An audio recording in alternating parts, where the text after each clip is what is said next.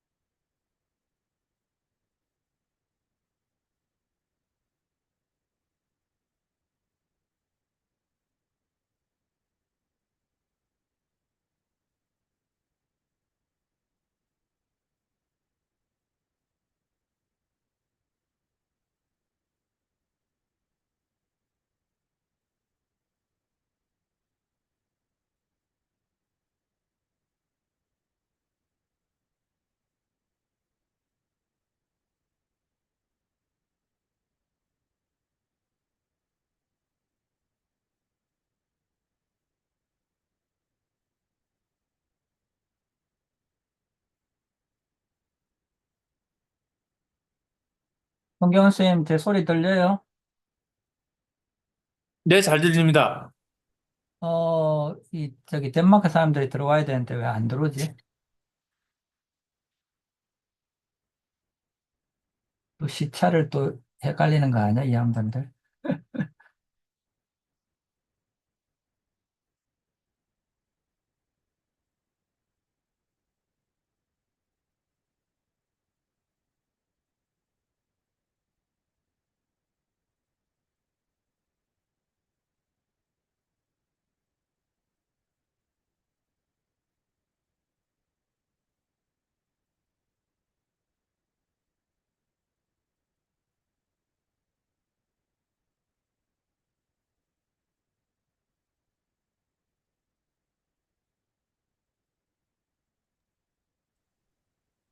지금 한, 이거 진짜 오전 10시, 오전 10시. 8시간 차이인데, 음,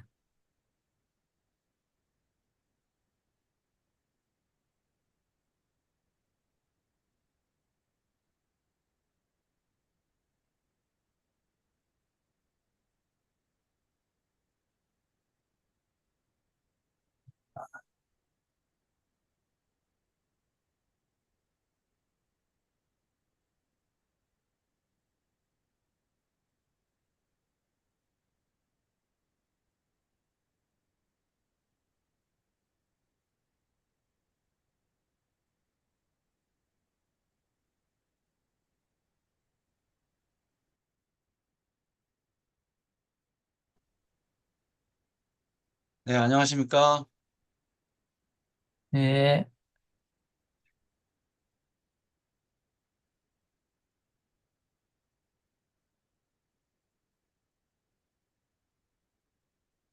음, 이병헌 쌤 들어오셨는데, 덴마크 사람들이 안 들어오네.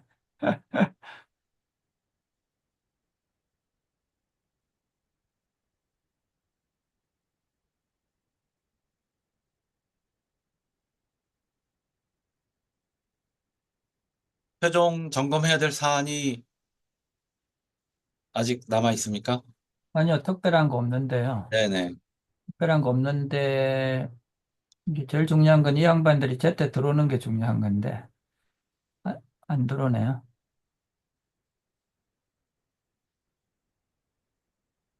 식사는 하셨어요?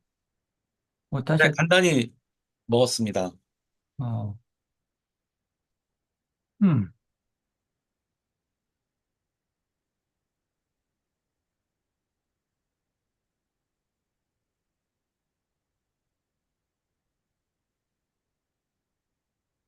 얘네들이, 이 사람들이 들어와야 뭐 인사를 하고 잠깐 쉬든지 할 텐데 안 들어오네. 전화번호도 없는데.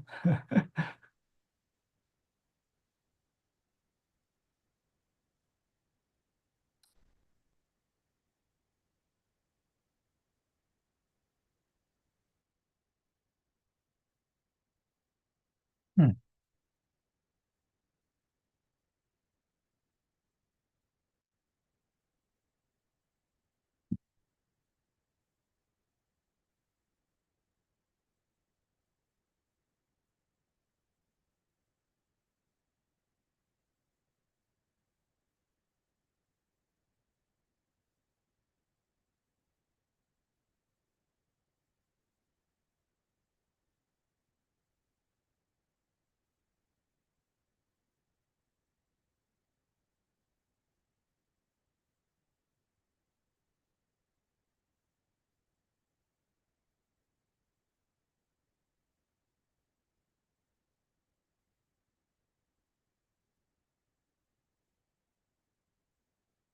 음.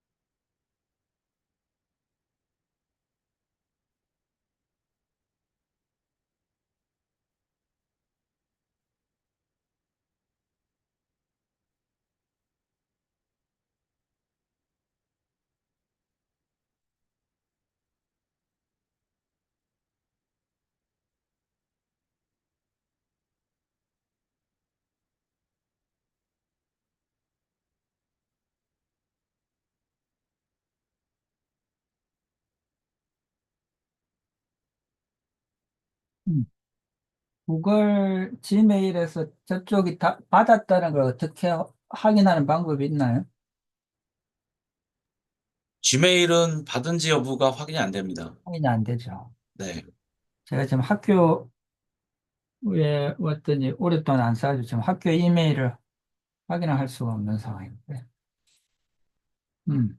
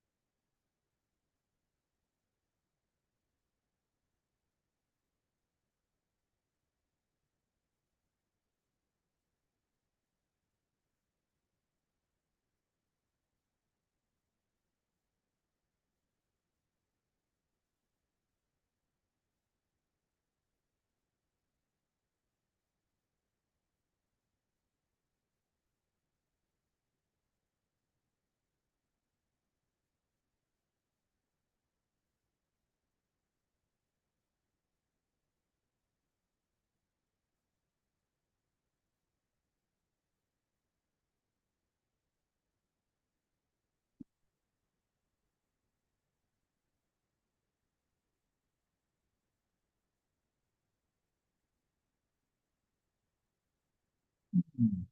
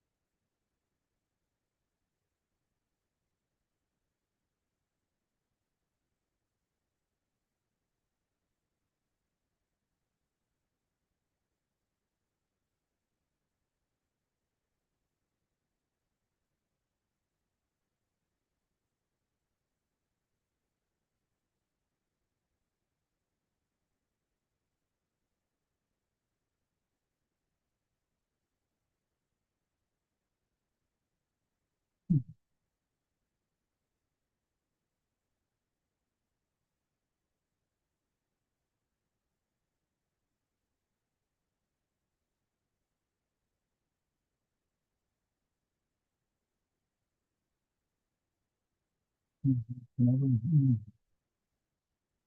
전화번호가 있기는 있네요.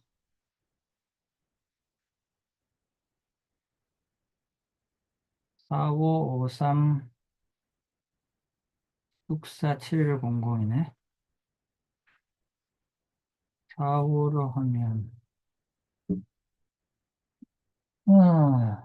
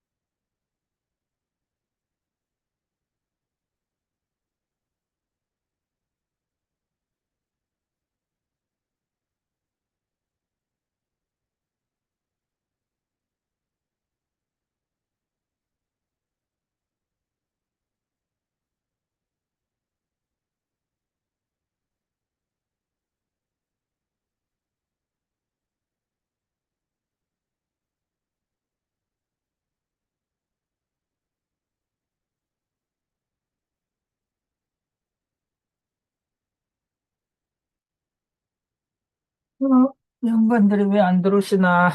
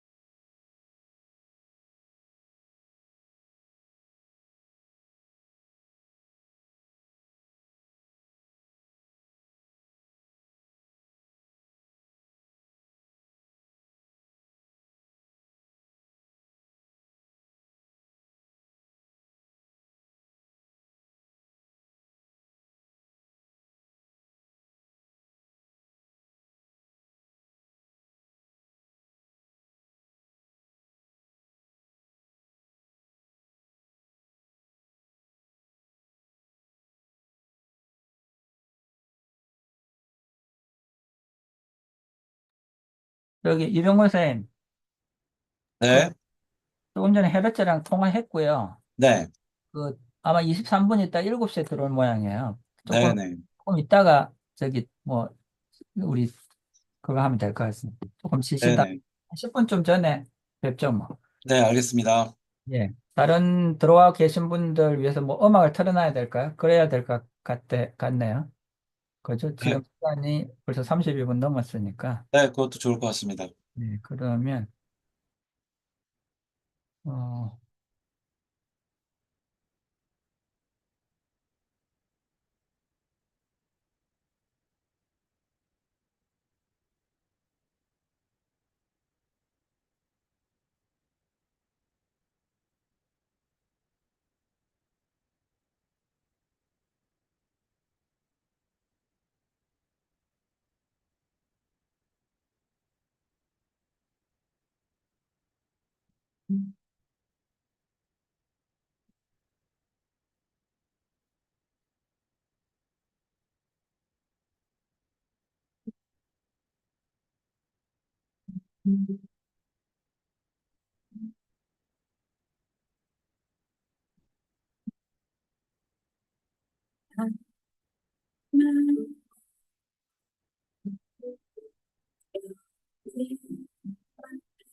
쓸줄 모르는 나를 여기가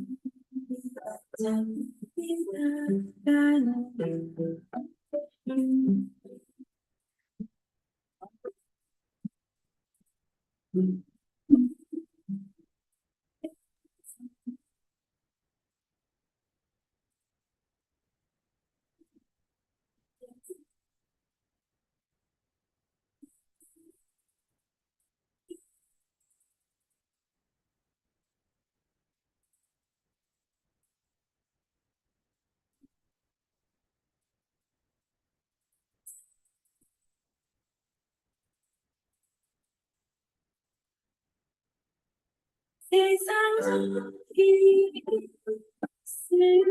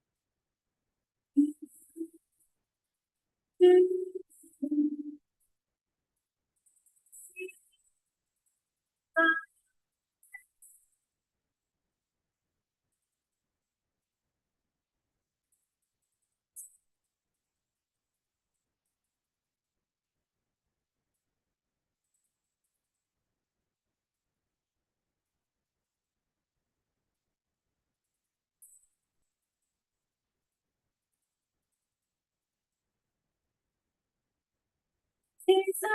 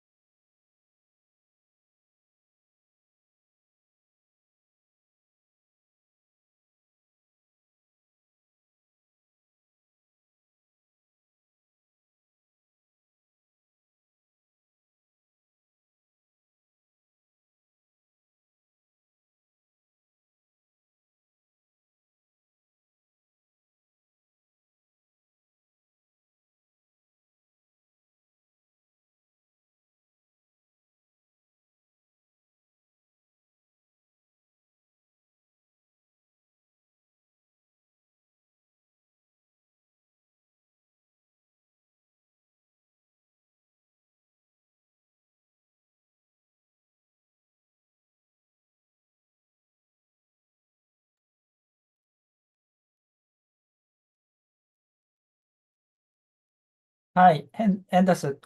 Could you see me? I can. A pleasure to see you.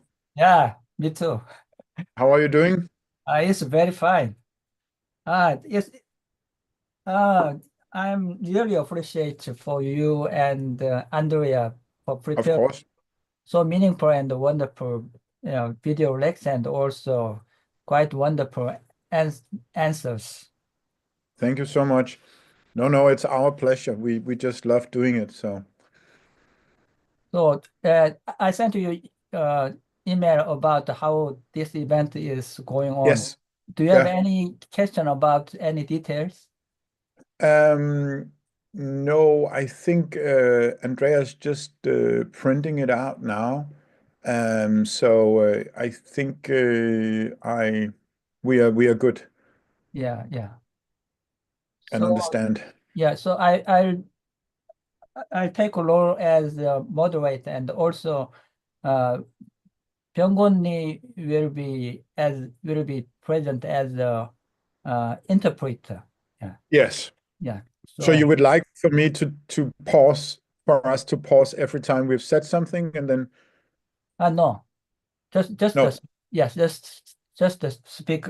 Yeah, and after you finish your answer, the interpreter Will answer. summarizes, Okay. a little bit. So Okay. yeah, Otherwise, the interpreter can just tell us if he needs a break or she needs a break for us. yeah. Thank you. So it's about 10 minutes left. Mhm. Also, Andrea is contact. You both of you will. Andrea's here also, yes. Yeah. But she will log on to another computer. Yeah. And because it's easier for us to, yeah. Yeah.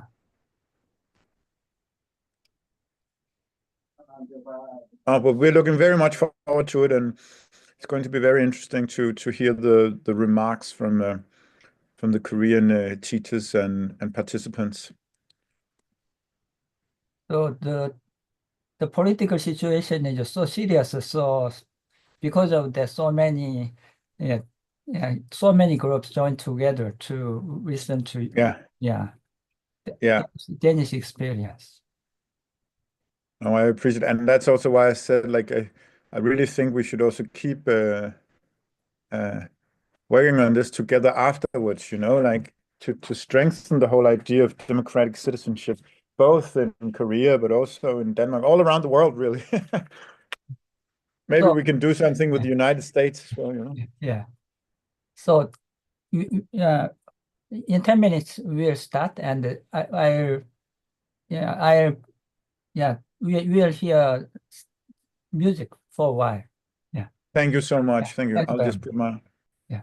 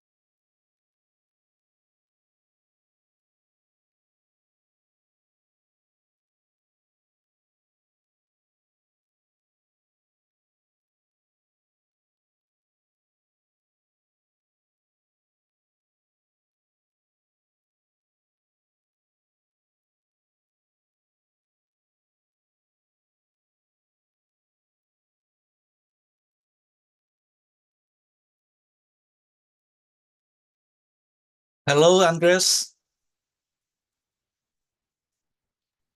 Hi, can you hear me? Hi. Hi. Yes, I can hear you. That's good. Yes, my name is Byung-gon Lee. And Yeah. then, yeah, I'm going to be your interpreter today's session. Okay. Yeah. Good to see you. And thanks very much for Thank being you. with us. Of course, it's my pleasure. Yeah. And you just let me know if you need me to pause more, Mm-hmm. or you just, I mean, so just tell me, do you prefer if I give how long time do you prefer I speak for before you translate? Well, there is a designated questionnaires to you and Andreas. Yes. So yeah, the the time has given to you is 25 minutes.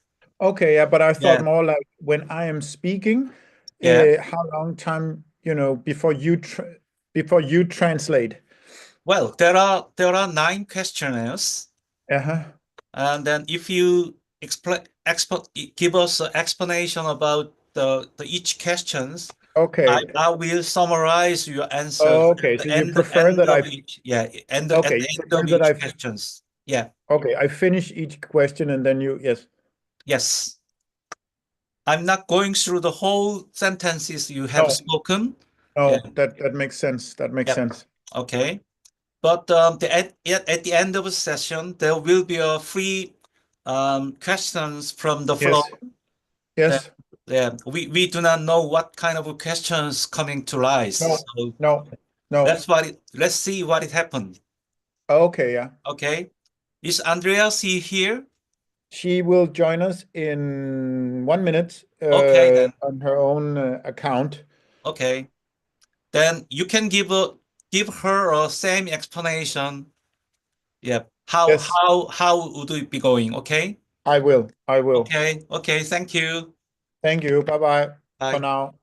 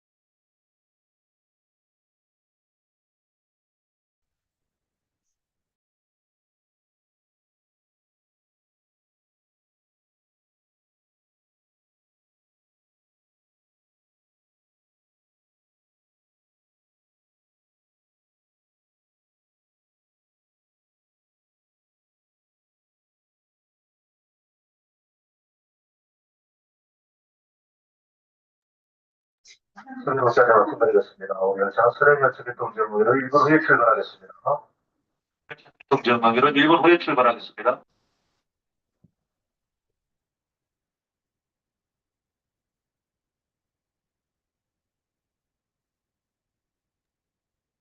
홍정훈 선생님, 이제 시작해도 될까요? 예, 저는 준비 다 되어 있기 때문에 네. 운영진에 맞춰서 시작하시면 됩니다. 네. 네, 그러면 많은 분들이 들어오고 계신 중인 것 같습니다만 시간이 되어서 시작하도록 하겠습니다. 안녕하세요. 예, 그 전국에서 많은 분들이 함께 해주셨는데 강의 참여 안내에 대한 내용부터 설명드리면서 오늘 귀한 강연을 시작하도록 하겠습니다. 25개 단체가 참여하셨습니다. 전국에서. 우리 민주주의에 대한 심각한 위기와 고민 속에서 이렇게 많은 단체들이 함께한 의미 있는 자리인 것 같습니다. 행사 끝날 때까지 서로 존중하고 환대하는 분위기를 모두가 느끼는 그런 충만한 시간이 될 수 있도록 몇 가지 안내사항을 이 파워포인트로 제시했습니다. 다 읽지는 않겠습니다. 내용 보시고 또 특별히 궁금한 점 있으시면 질의응답 시간에 질문해 주시고요. 그 다음에 마지막 10분을 남겨놓고는 더 나은 민주주의와 시민교육을 위한 소망을 채팅창에 공유하고 그게 영화 마지막에 이렇게 피날레로 올라가는 것처럼 서로의 소망이 올라가는 것을 서로 확인하면서 행사를 마무리하려고 합니다. 그리고 좋은 질문을 해주신 분들에게는 저희 운영팀에서 소정의 선물을 보내드리도록 하겠습니다. 행사 진행 순서는 다음과 같습니다. 개회사에서 시작해서 발표자 소개, 학생 강의 및 질의응답, 교사 강의 및 질의응답, 현장 청중 질의응답, 소감 나누기, 폐사 이런 순서로 진행하겠습니다. 사회는 청주교육대학교에 있는 저는 이혁규입니다. 제가 사회를 맡도록 하겠습니다. 그 다음에 통역자는 이전에 제천간대학교 교장선생님으로 수고하셨고 지금은 건신대학원대학교 대한교육학과 교수님으로 계신 이병곤 교수님께서 통역으로 수고해 주시겠습니다. 개회사입니다. 1975년 김지아 시인이 타는 목마름이란 시를 썼습니다. 그 마지막 부분이 숨죽여 흐느끼며 내 이름을 남몰래 쓴다. 타는 목마름으로 민주주의여 만세. 이렇게 마무리됩니다. 50년이나 지난 지금 우리는 다시 타는 목마름으로 민주주의를 노래하고 민주시민교육을 더 근본적으로 실천해야 할 때를 맞이하고 있습니다. 그런 열망 때문에 단시간에 25개가 넘는 교육자, 연구자 단체가 함께 모여서 의미 있는 행사를 하게 되어서 무척 뜻깊게 생각합니다. 25개 단체나 참여하는 큰 행사라 평소 한국 문화 같으면 VIP급 인사를 모셔서 인사도 하고 환영사도 듣고 개사도 하는 것이 관행이나 이 모든 것을 생략했습니다. 이런 격식을 조금씩 탈피해 가는 것도 일상의 민주주의를 진전시켜가는 작은 실천이 아닌가 생각합니다. 덴마크의 민주시민 교육에 대해서 듣는 실질적인 목적에 충실하기 위해서 사회자의 말도 가급적 줄이겠습니다. 마지막으로 오늘의 행사가 모두가 존재로서, 존재 그 자체로서 한대받고 존중받는 그런 행사가 되었으면 좋겠습니다. 유튜브로 참여해 주시는 일반 참여 시민들께도 깊은 감사를 드리고 이 행사를 진행하기 위해서 뒤에서 수고해 주신 25개 단체 자원봉사해 주신 선생님들께도 감사드립니다. 그 다음에 통역을 맡아주실 이병권 선생님께도 감사드립니다. 왜 우리가 덴마크에 주목해야 되는지는 너무나 잘 아시겠습니다. 몇 가지 통계 자료만 제시해 드리면 세계에서 가장 행복한 나라 중에 하나입니다. 또 세계에서 가장 민주적인 나라 중에 하나입니다. 동시에 삶의 질이 가장 높은 나라 중에 하나입니다. 그래서 우리가 열심히 연구하고 또 배워야 될 대표적인 나라 중에 하나이고 또 그 나라의 교육이 어떻게 이루어지고 있는지에 대해서 함께 나누는 귀한 시간을 갖도록 하겠습니다. 발표자는 안드레스 슐처 선생님과 헤르처 선생님입니다. 한 분은 교사시고 한 분은 학생의 경험을 우리에게 알려주시겠습니다.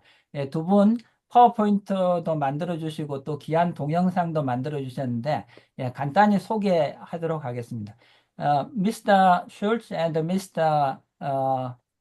Hertz, please introduce yourself briefly for around 30 seconds. Okay. First of all, thank you so much for inviting us to this event. We are greatly appreciative and very humbled to be here. My name is Anders Schulz, and I am currently the head of the Global Citizenship Program at Rysensten High School, which means that I work with schools from all around the world, and I have given many presentations and also written books and articles about the special Danish approach to teaching, and especially on how we work with democratic citizenship.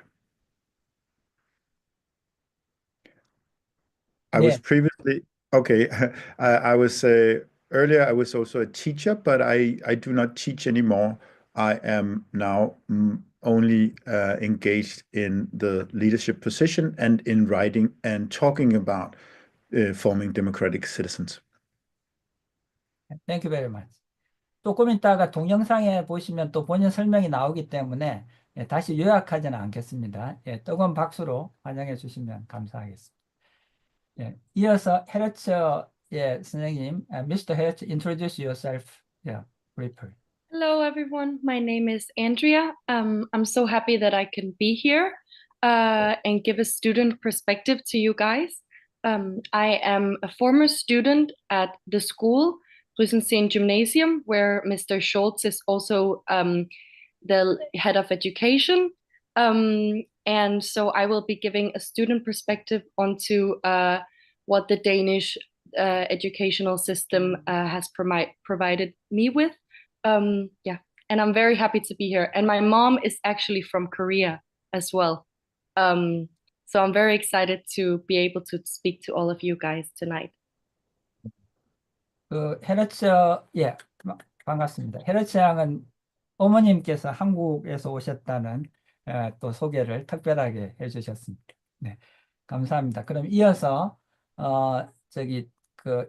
우리 학생 입장에서 덴마크 민주시민 교육을 어떻게 경험했는지를 예, 미리 촬영된 비디오로 예, 시청하도록 하겠습니다. 송경훈 선생님 부탁드립니다.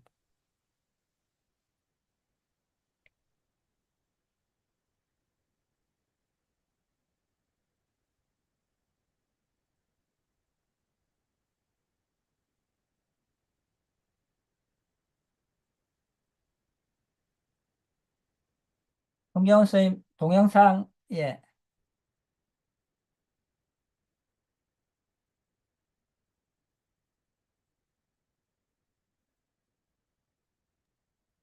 교수님 화면 공유 중지 부탁드립니다. 예, 알겠습니다.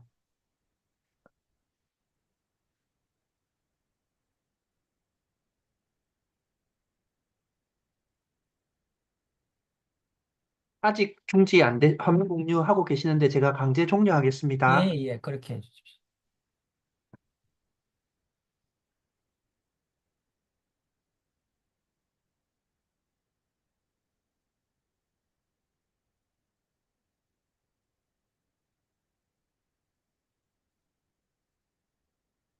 아직 중지 안 돼, 화면 공유하고 계시는데 제가 강제 종료하겠습니다. 예, 예, 그렇게.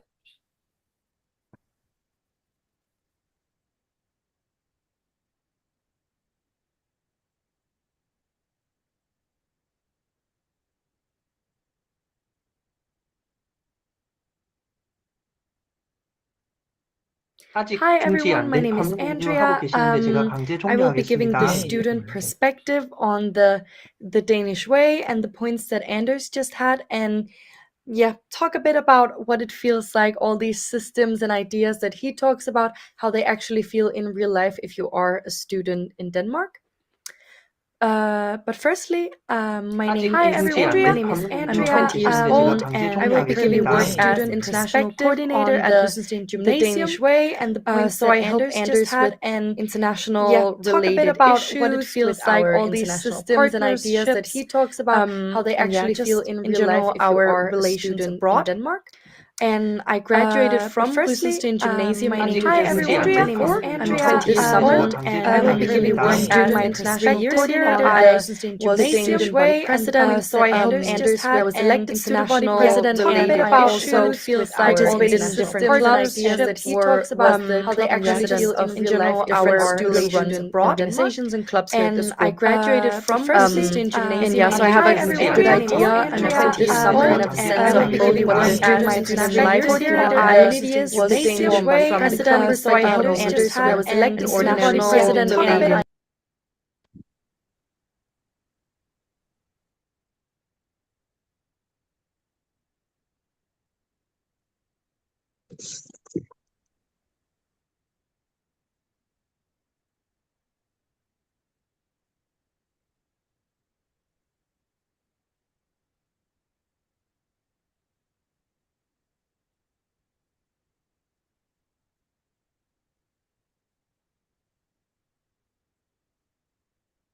송경호 선생님 지금 상태가 어떤지 잘 모르겠네요.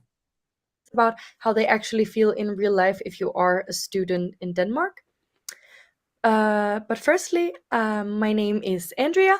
I'm 20 years old, and I currently work as international coordinator at Rysensteen Gymnasium. So I help Anders with international related 송경호 선생님 지금 issues with 상태가 our 어떤지 잘 international 모르겠네요. partnerships, about how they and yeah, actually feel just in in real life general, if you our are a relations student abroad. in Denmark. And I graduated from Rysensteen Gymnasium my in name is 2024. I'm 20 this years summer, old, and I currently work and during as my international 3 years coordinator here, at I Rysensteen was Gymnasium. student body president. So I helped Anders with I was elected student body international president, and related I 송경호 also 선생님 with 지금 상태가 participated in 어떤지 잘 different 모르겠네요. clubs and were was the how they club actually president feel of in in real general life our different student relations abroad. organizations and clubs here at the And school. I graduated from Rysensteen Gymnasium. And yeah, so I have a good idea and I'm so 20 this years summer old, kind of a sense of 네, both 지금 during my 생각을 international 하셔야 될 것 같습니다. 계속 겹쳐서 들려요.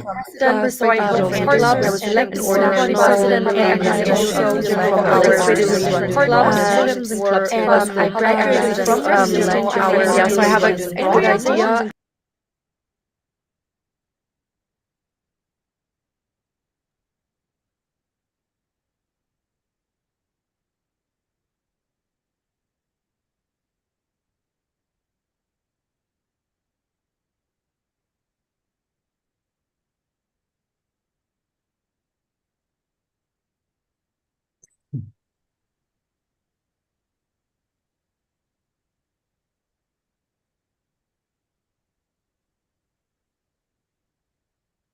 다들 마이크를 꺼야 될 것 같습니다.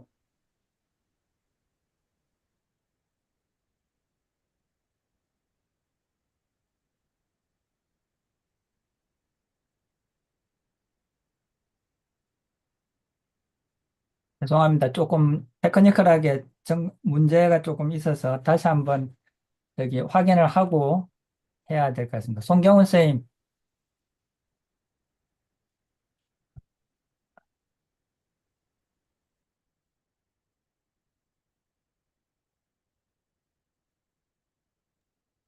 하울링이 생긴 것 같은데 마이크를 다들 전원이 좀 끄고 그 유튜브만 돌리면 어떨까 싶습니다.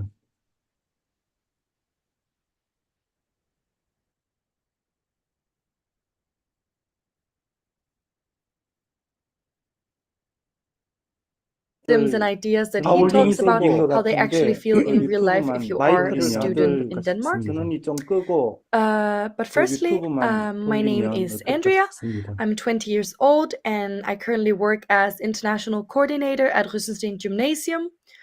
So I help Anders with ideas that he talks about how they actually feel in real life if you are a student, partnerships that he talks about how they actually feel in real life our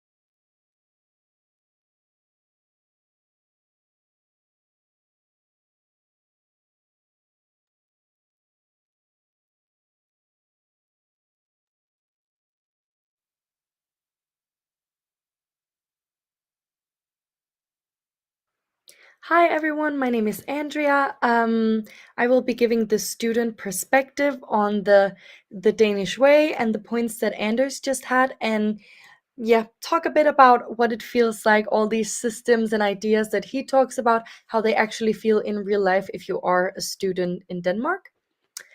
But firstly, my name is Andrea. I'm 20 years old and I currently work as international coordinator at Rüssenstein Gymnasium. So I help Anders with international related issues, with our international partnerships, and yeah, just in general, our relations abroad. And I graduated from Rüssenstein Gymnasium in 2024, so this summer. And during my 3 years here, I was student body president. I was elected student body president, and I also participated in different clubs and was the club president of different student-run organizations and clubs here at the school. And yeah, so I have a good idea and a kind of a sense of both what the student life and student community is from the club perspective, but also just from an ordinary student, and from the lectures. Furthermore, I studied a year abroad in Spain, in Seville. So I also have sort of an idea of what a high school feels like in a very different country from Denmark, and the difference between that. So in that way, I have that kind of extra perspective, and reflection on how the Danish system is very different from, for example, Spanish one. So the first topic here that Anders talked about was also the self-esteem topic, and I think that, well, I'm going to be taking into perspective both my time and in primary school and secondary school and also in high school here at Rüssenstein.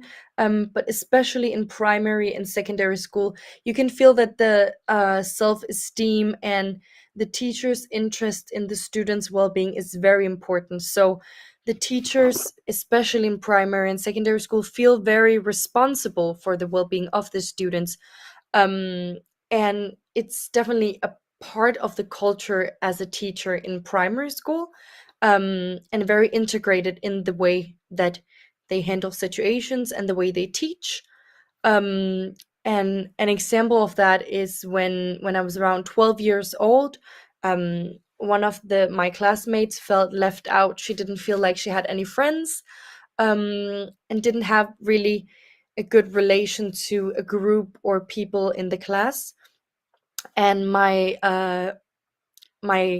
teacher pulled me aside, me and my friend, because she saw that we had a really strong friendship and we had a strong connection to most of the people in the class. And this dynamic she noticed and asked us if we would be able to just take care of the student a bit and talk to her, make sure um she's invited to everything that goes on. So just kind of getting her into the class community, but through us. And I think that really showed that she cares about the well-being of all students, and also the well-being and of the class as a whole system, as a whole community.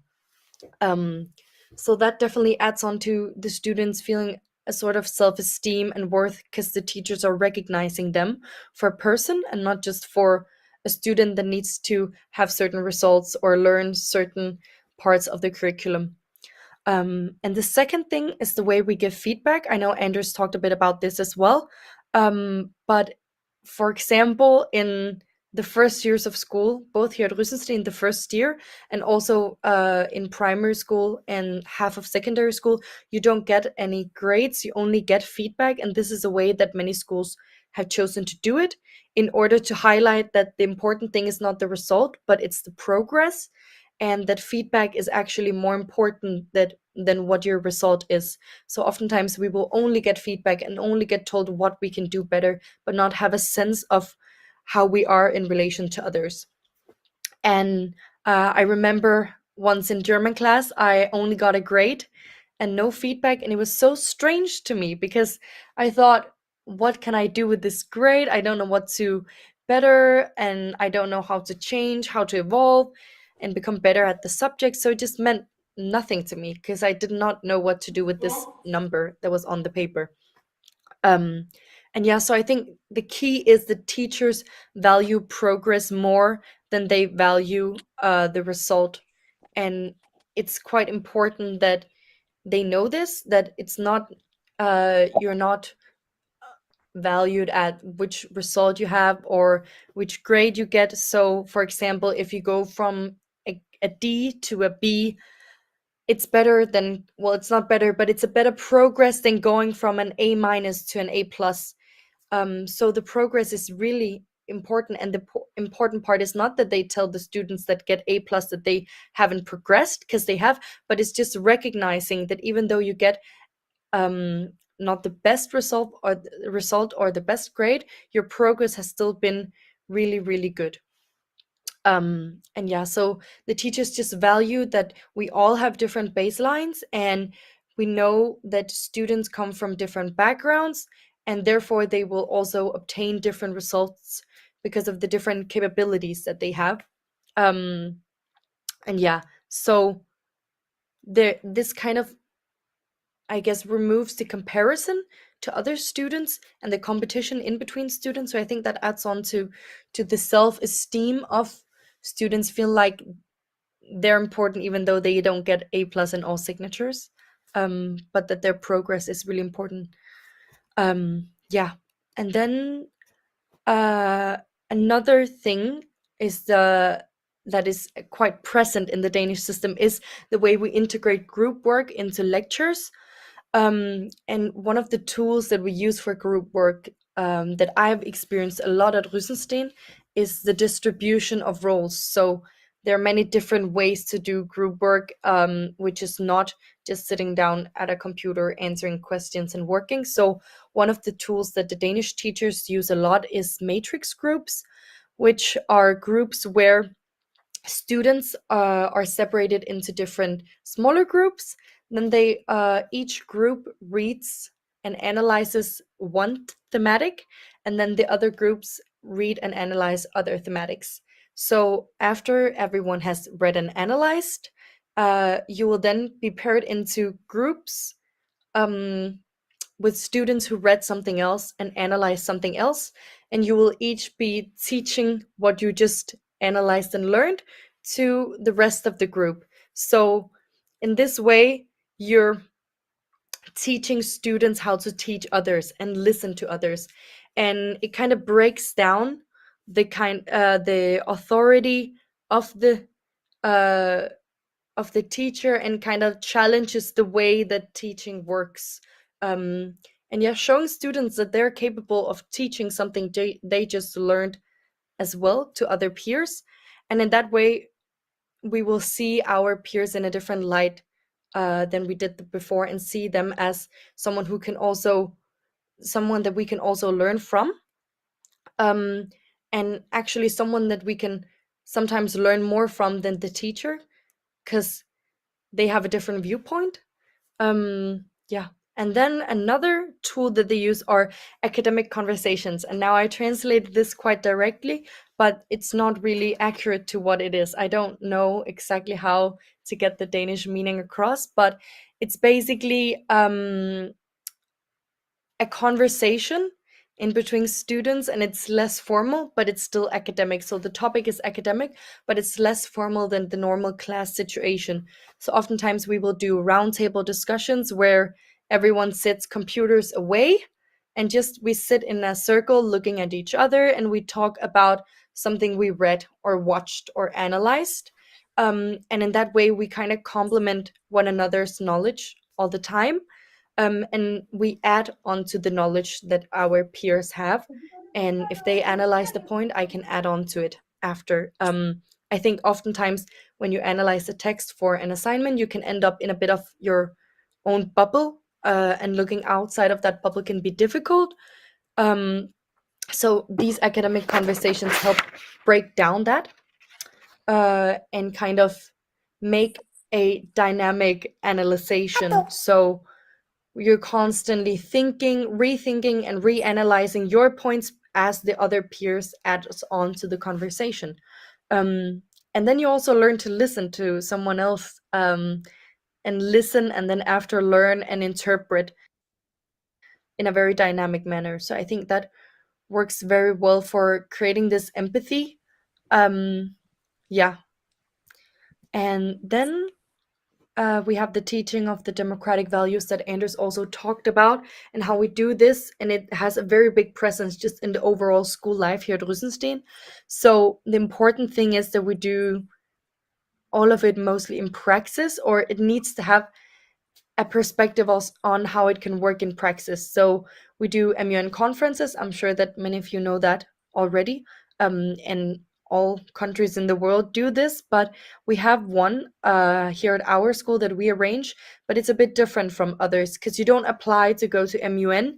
You don't need to be the best at MUN, but it's actually mandatory for our whole second grade. So they all need to do this MUN experience. And in that way, we don't necessarily get the best MUN students, and we don't get the ones with the most practice or the ones who are the best at debating, but every student gets to experience this MUN and gets to take another perspective into their debate. And yeah, so that's one way that we do democracy in praxis. And in general, in the student involvement, student clubs, and also the student body, it's very like a very obvious sign of student democracy. But in general, there's always a presence of democracy in our student clubs and the way that we're arranged and the way we choose the leaders and such. So in that way, students get to have their own little community of a democratic community inside of the school as an organ. And yeah, so I think another thing that I learned from being the student body president is that there are also democracy in between different levels of authority. And with that said, it means that you're not only teaching the democratic values, but I can actually question the decisions of the authorities and the leaders at the school. They will not necessarily always implement it, but they will always listen to what I have to say on their decisions. So we're able to ask questions on the decisions of the leadership at the school. And I think that possibility also creates a sense of democracy in knowing the democratic values. But most importantly, I think that in the classes, there's also a sense of democracy. So we do feedback on the teachers, on their lectures. We do feedback on bigger assignments and how our preparation has felt. So we can always evaluate how well we think that the education and the teaching worked for us. And in that way, the students also feel that we evaluate when we evaluate the teachers and the classes, the assignments, the students feel that they actually have an opinion, that the public opinion matters. And I think that's key in understanding democracy, is that believing the opinion of the public matter. And if you don't understand that and you don't feel that, then democracy, you will not believe in democracy. So just learning the students that um, the opinion of us matter, even though we are not a part of the leadership. I think that's a very integrated part of the school here and the school culture. And I think that's also why um, we we don't see democracy as necessarily just the government, but we see it as a way of living, as a way of structuring every day and structuring the education and our studying. Yeah. And then lastly, I have some reflections on the Danish system as well, because obviously it's not only good. I think that for me, I've always struggled a bit with group work, and coming to Rysensten, it was quite overwhelming that there was a big amount of group work, because I've always preferred doing things alone. And I've had so many good experience with it here, but I also know that sometimes group work can fail. So it's very trust based, and everyone needs to put in an effort, and you need to trust that the people in your group put in an effort as well. And if not, then the concept will fall to the ground, and people will not want to put in that big of an effort in group work. So that's always a um, a risk. So I think that lectures with only group work would not work well either. So it's always a balance of the two.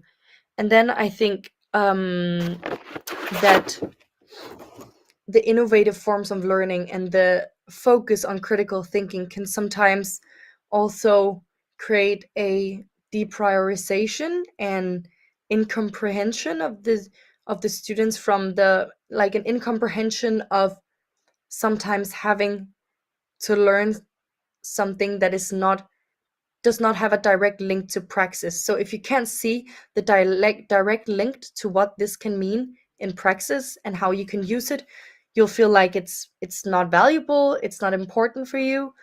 So that's definitely a phenomenon that I have seen amongst the students. But obviously it's always a balance on how to structure the lectures, but that's really the only thing in terms of the critical thinking. But I think that overall, my experiences have been great here at Rysensten, and yeah, I hope that you got more of a student perspective, and I wish you all a lovely day. Thank you.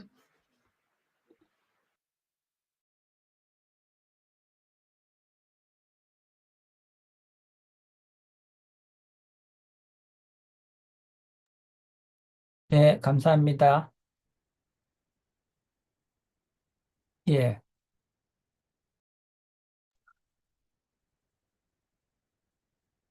줌으로 하려니 계속 좀 현장에서 문제가 생기는 것 좀 양해 부탁드리겠습니다. 이어서 우리 미스터 헤르츠 양 의미 있는 발표해 주셨는데 다시 한번 박수 좀 보내주시면 감사하겠습니다.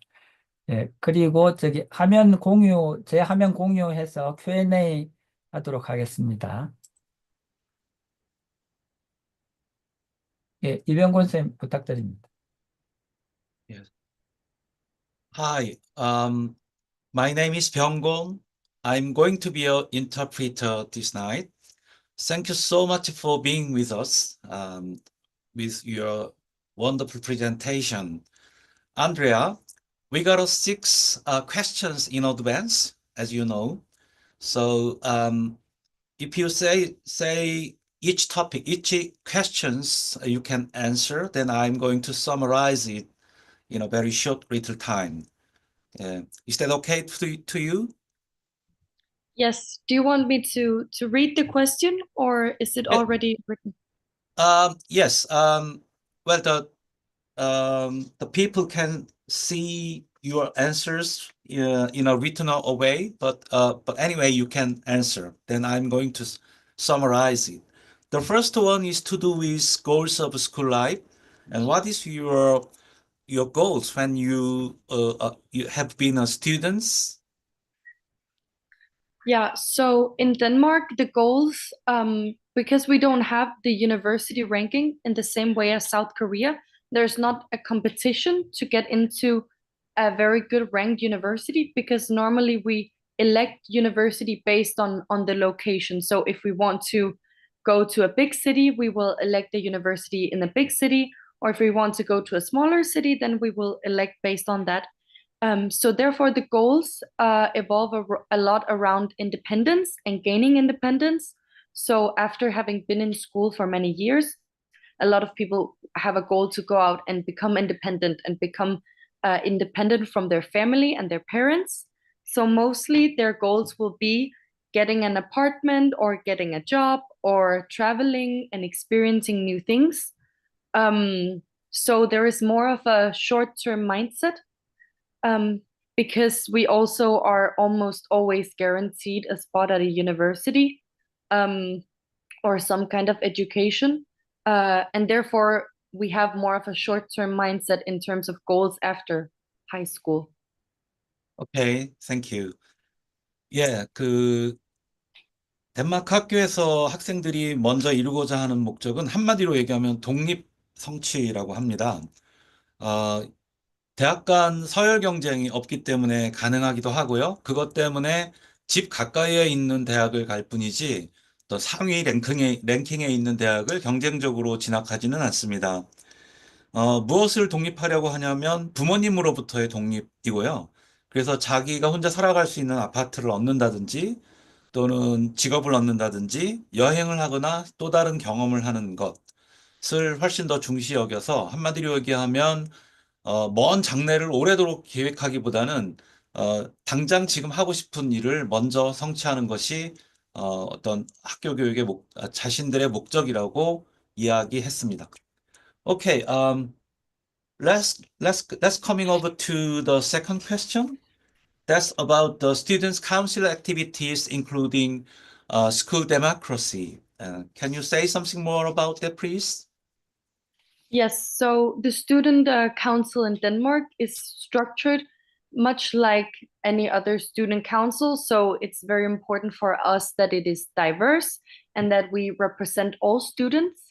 And so we have an annual election where everyone in the school can participate and everyone can try and get elected as student body president. So it doesn't really matter if you have had any experience, everyone can try to become student council presidents. And you will give a speech, and after people will cast their vote. And then in the student council, the meetings we have will be around one each month. And then all students are represented through a representative from a class. So there will be two representatives from each class at the school. And then they will share the opinions of their class. And then we will also invite in all student clubs, so the ones who are really participating to the community of Rysensten High School. And then everyone will get to say their opinion. And then the leaders, so the student body presidents, we always have two.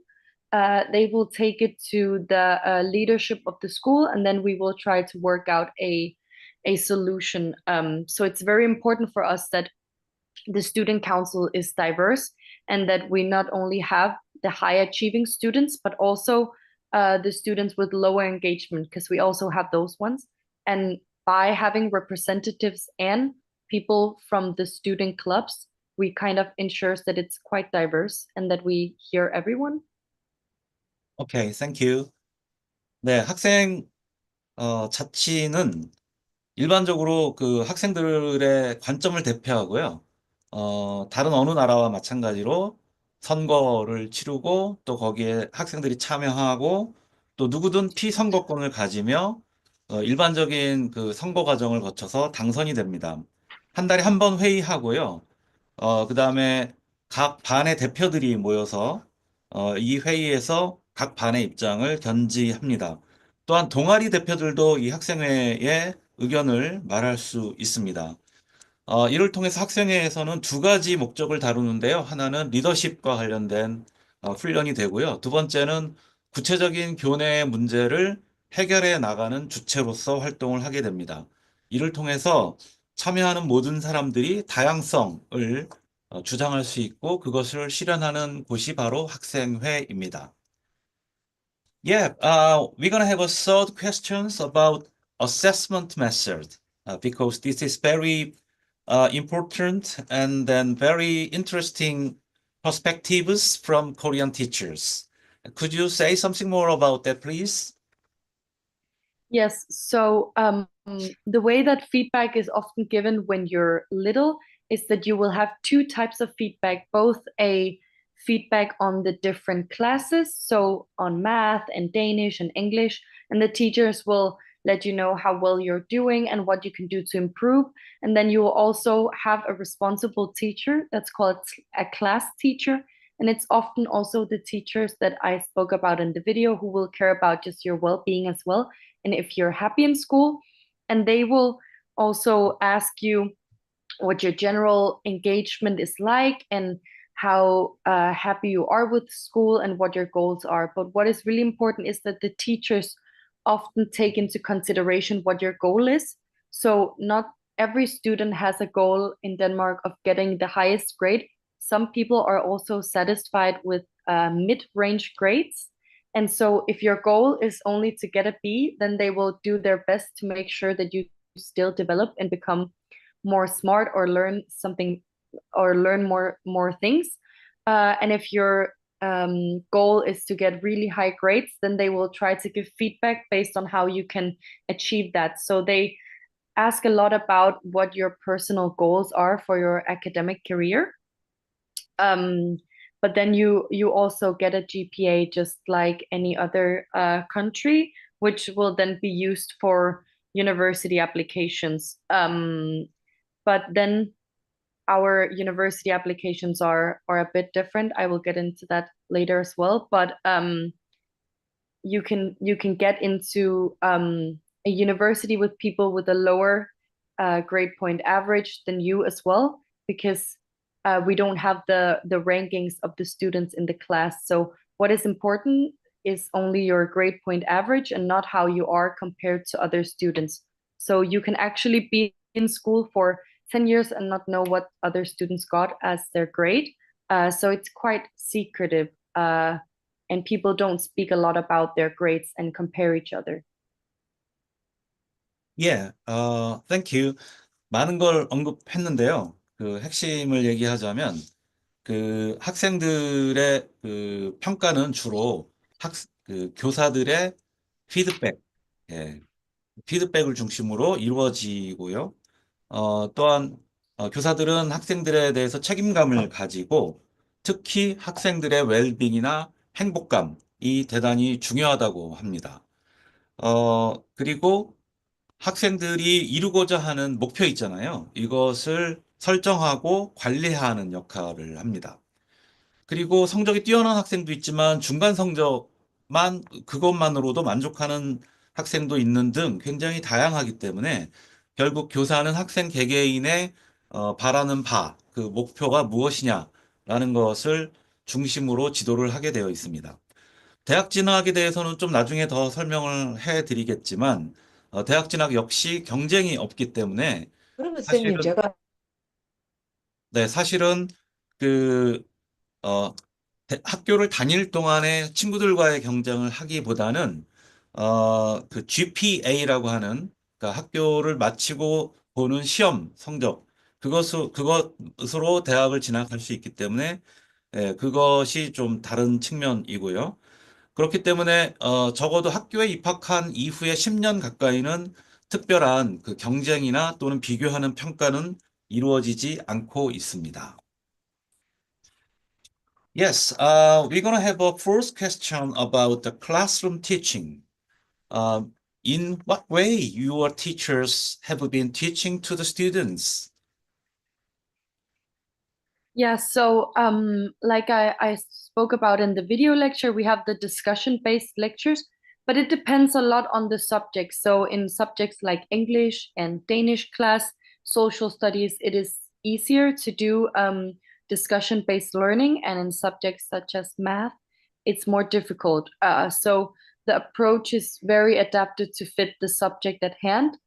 And then when you do these classroom teachings in smaller in groups with discussions, it's really important for the teachers as well to have a diverse participation from the students. So what they will do is often divide the class into smaller groups. And then in smaller groups, it's more difficult for students to not participate. And additionally, it's also a good way to make sure that the more shy students will also not feel too intimidated. And in that way, it's the way that you're separating the groups and making smaller groups that will talk to each other. You're making it almost inevitable not to participate in the discussions. So it's really important that in these discussion-based lessons, it's not about speaking the most, it's about everyone speaking. So the teachers really value that everyone can say something. And that is really the most important thing, that everyone gets to say something. And then in terms of how we evaluate classroom teaching, the teachers are not directly evaluated, but they're taking into consideration that every class needs a different approach.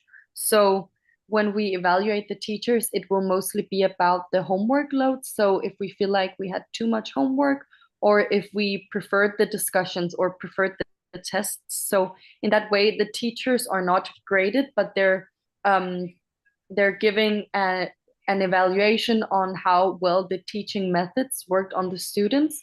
And so in that way, they can kind of change and adapt to the teaching methods to fit the type of class, because they know that every type of class is different. So we will evaluate so that the teachers can adapt their methods to make sure that the students learn the most. Thank you. 교수 방법은 일단 토론을 중심으로 하는 수업이 많은데요. 하지만 과학이랄지 수학과 같은 과목은 강의가 더 중심이 됩니다. 즉, 교과에 따라서 수업 방식은 다른데요. 또한 두 번째 특징은 다양한 참여를 유도하는 방식을 많이 쓴다는 것입니다. 특히 한 반이 너무 크니까 작은 소그룹, 모둠으로 쪼개서 특히 작은 모둠으로 쪼개게 되면 그 학생들에게 좀 이렇게 발언하기 어려워하는 그런 좀 수줍은 학생들도 광범위하게 참여할 수 있게 됩니다. 이처럼 선생님들은 어떠한 조건에서든 학생들이 모두가 참여할 수 있게끔 배려합니다. 또 학생들이 교사에 대한 그 교수 방식에 대한 평가도 하게 되는데요. 주로 숙제 양이 적절한지, 그 다음에 그 중간중간에 하는 테스트들이 너희들한테 부담은 되지 않는지 등등을 학생들 입장에서 이제 평가를 하게 되는데요. 이것은 점수에 의한 평가가 아니고요. 수업 방식에 대한 언급을 위주로 일어나게 됩니다. 이를 통해서 교사들은 자신들의 수업 방식을 조정해 나가기도 합니다. Yes, we have another question about international experience. When you introduced yourself, you told us that you have been through 1 year staying in Spain, Sevilla. So how far is that normal to the Danish students? And what have you done? And what is your experience in Spain? Yes, so before high school, so before my time at Rüsselseen Gymnasium, I went on an exchange program in Spain where I studied. And it's quite common for students in Denmark to spend a year abroad or attend a boarding school before starting high school. So the experience is often seen as a way to get more perspectives and mature for students. So like I said in the beginning, it's a way of having some kind of personal growth, which is really important to Danish students. And in Denmark, it is seen very well upon that you have not gone directly to university, but oftentimes taken a break. So the breaks in between show that you have real life experience, and it's something that many workplaces actually value. And therefore, the students like me often choose to do breaks, and you're not really set aback by it. And that's also why people wait with going to university, because there's no disadvantage with it in terms of the admissions. And one major difference that I noticed in Spain was that there are no discussion-based lectures like in Denmark. So you have the classroom lecture, exam-based, and then the teachers oftentimes speak for an hour or so, and then after you will do a test for each subject for each trimester. And then the end of high school, you take an exam called selectividad, that is like the SAT. So that will determine whether or not you will get into university.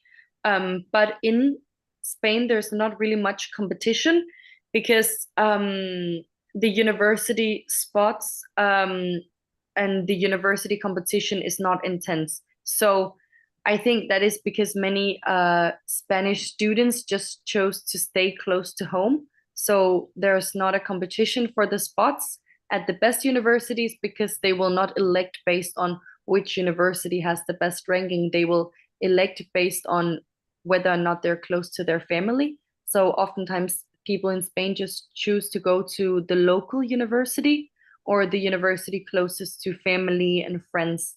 So in that way, it's just important that they get a good grade so they can elect the subjects that they want to study in university, but not necessarily which university has the highest ranking. So in Spain, it's very family based. Yes, thank you. 네, 교환학생 경험에 대해서 말을 했고요. 덴마크에서는 이처럼 고등학교를 졸업하기 전에 그 주변국으로 교환학생을 다녀온다든지 또는 기숙학교가 있는 곳에서 살아보는 경험이 상당히 일반적입니다. 이것은 개인이 개인적으로 성숙할 때 굉장히 유용하다고 보기 때문입니다. 이에 따라서 대학을 진학할 시에도 대학 입학 시험을 대학 입학을 허가를 받고 바로 진학하기보다는 좀 1, 2년 사이 동안 쉼의 시간을 가지면서 실생활에서의 경험을 쌓는 것을 더 적극 권장하고 있습니다. 또한 이렇게 하고 입학을 한다 하더라도 특별히 대학에서 불리함이 없기 때문이기도 합니다. 스페인에서 머물 때의 경험은 덴마크와는 꽤 달랐는데요. 스페인에서는 덴마크와 같이 토론식 수업보다는 강의 중심의 수업이 많았고 또 매 학기마다 시험을 치르는 방식으로 이루어졌습니다. 시험은 교과목별로 학기별로 이루어졌는데요. 특히 셀렉티비다드라고 하는 스페인식 그 입학 시험을 치러서 그 성적으로 대학을 진학합니다. 이것은 미국의 SAT와 같은 대학 입학 시험입니다. 하지만 그렇다고 해서 그 대학 입학에 대한 경쟁이 심한 것은 아니고요. 보통 학생들은 집 가까운 대학을 선호하고 그곳을 가기를 그러니까 집에서 가까운 대학을 선호하는 것이 더욱 일반적이기 때문에 학생들 사이나 또는 학교 간 경쟁이 했습니다. 네, 이상 그 정해진 질의응답은 마치도록 하겠습니다. 예, 감사합니다. 예, 헤르츠 양, 감사합니다. Thank you very much. 예, 이어서, 예, 우리, 술채 선생님의 교사 입장에서 덴마크 교육에 대해서 미리 촬영된 동영상으로 시청하도록 하겠습니다.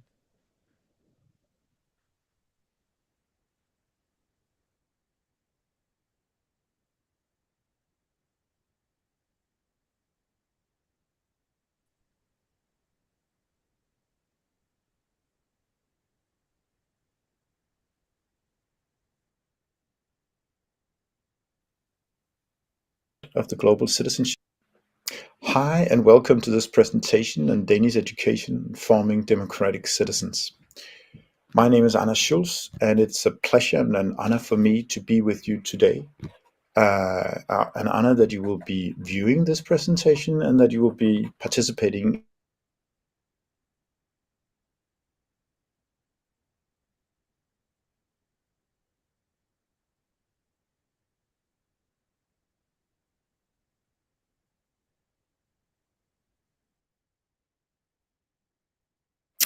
a job which entails working with school leaders and teachers and scholars all around the world, from in countries as different as Argentina, the US, Uganda, and of course Korea.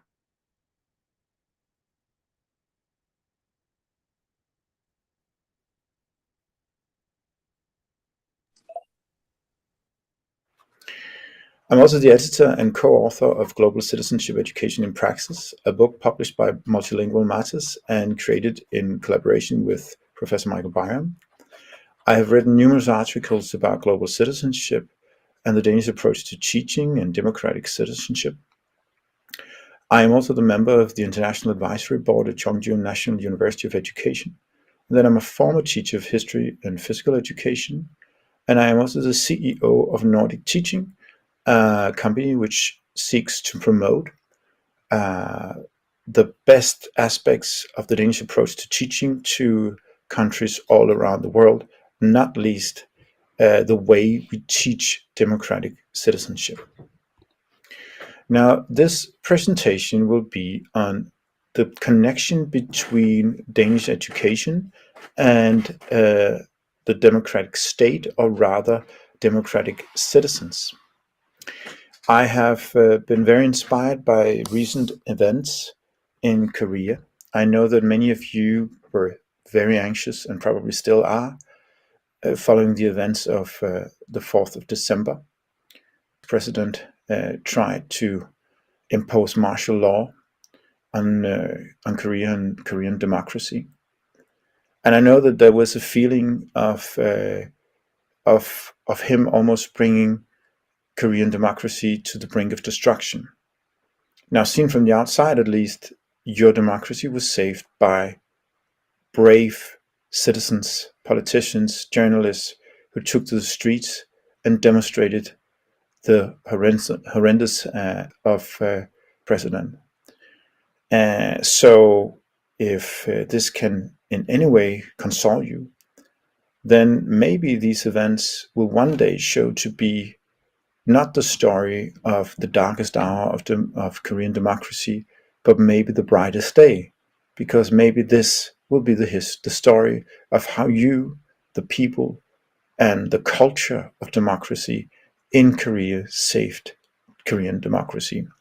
In Denmark, we have the story of 1920, where the king tried to take over the very young Danish democracy at the time. At the time, this was seen as a horrible moment, of course, in the history of Danish democracy. But today, this story is being told as the story of the strength of the democratic institutions, and not least the democratic mindset of the Danish people.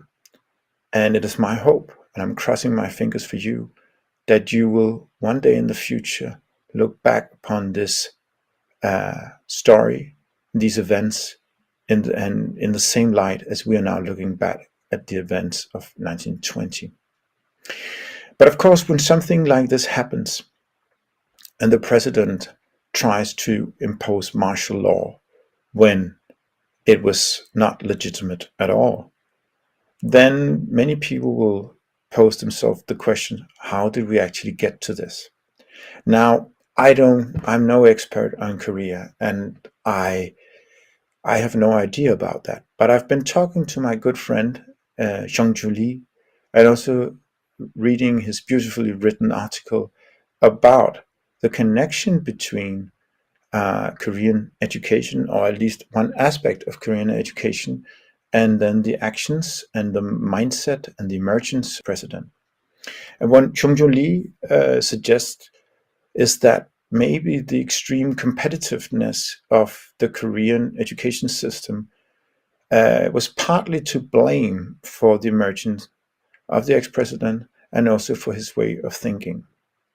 Because what Mr. Lee suggests is that the extreme competitiveness may have resulted in creating a certain kind of individual with very low self-esteem, but a high level of confidence, because there was always this focus on performance, never just on who you are, on appreciating who you are in the educational system.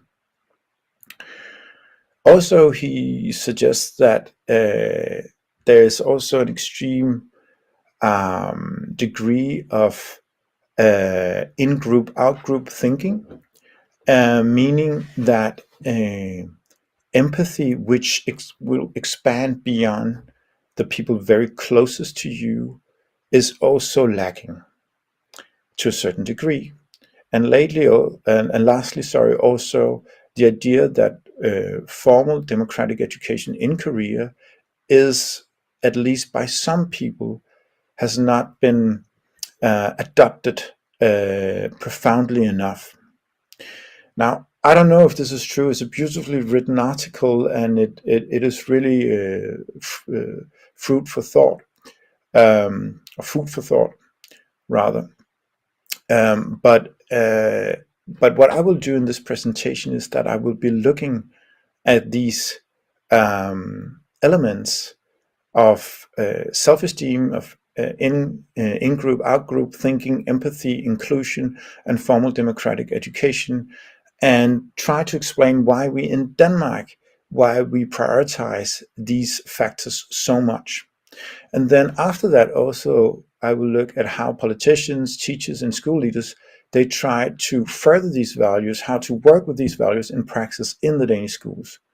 And lastly, I will be looking at, I'll be reflecting on the strengths and weaknesses of the Danish education system, because certainly the Danish education system is by no means perfect. And in many ways, the Korean system is much better than the Danish system.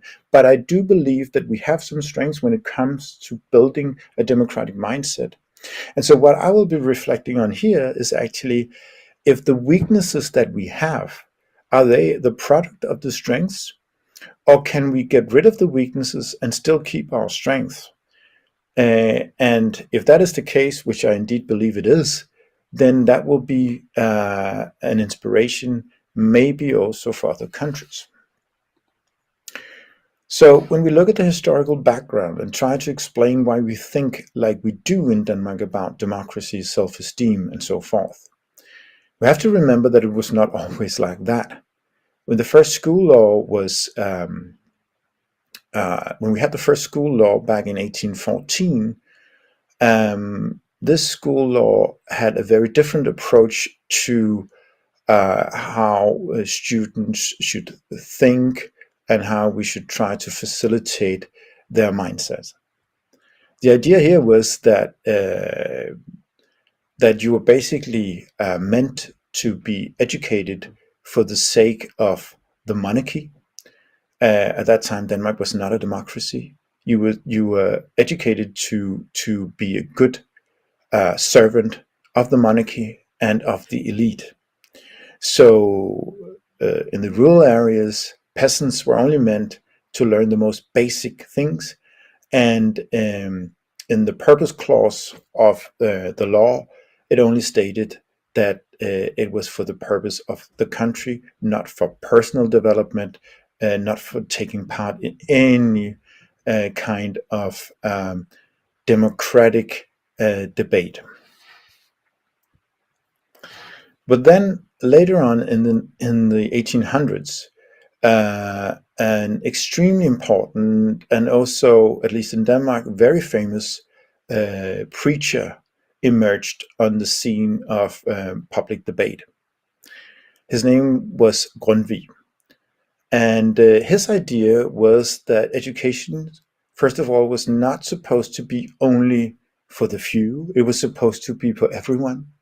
And education was also supposed to form democratic-minded people who were able and willing to take part in the public debate, and who were also able, of course, to do their part in lifting the economic challenges of the country, but also taking part in the development of a civic society and a civil society. So his way of thinking about education was to emphasize freedom and freedom of the mind, creativity. That was important to bring to students, and for the students, that was important for them to bring with them to the rest of their lives for the sake of themselves, but also for the sake of society as a whole.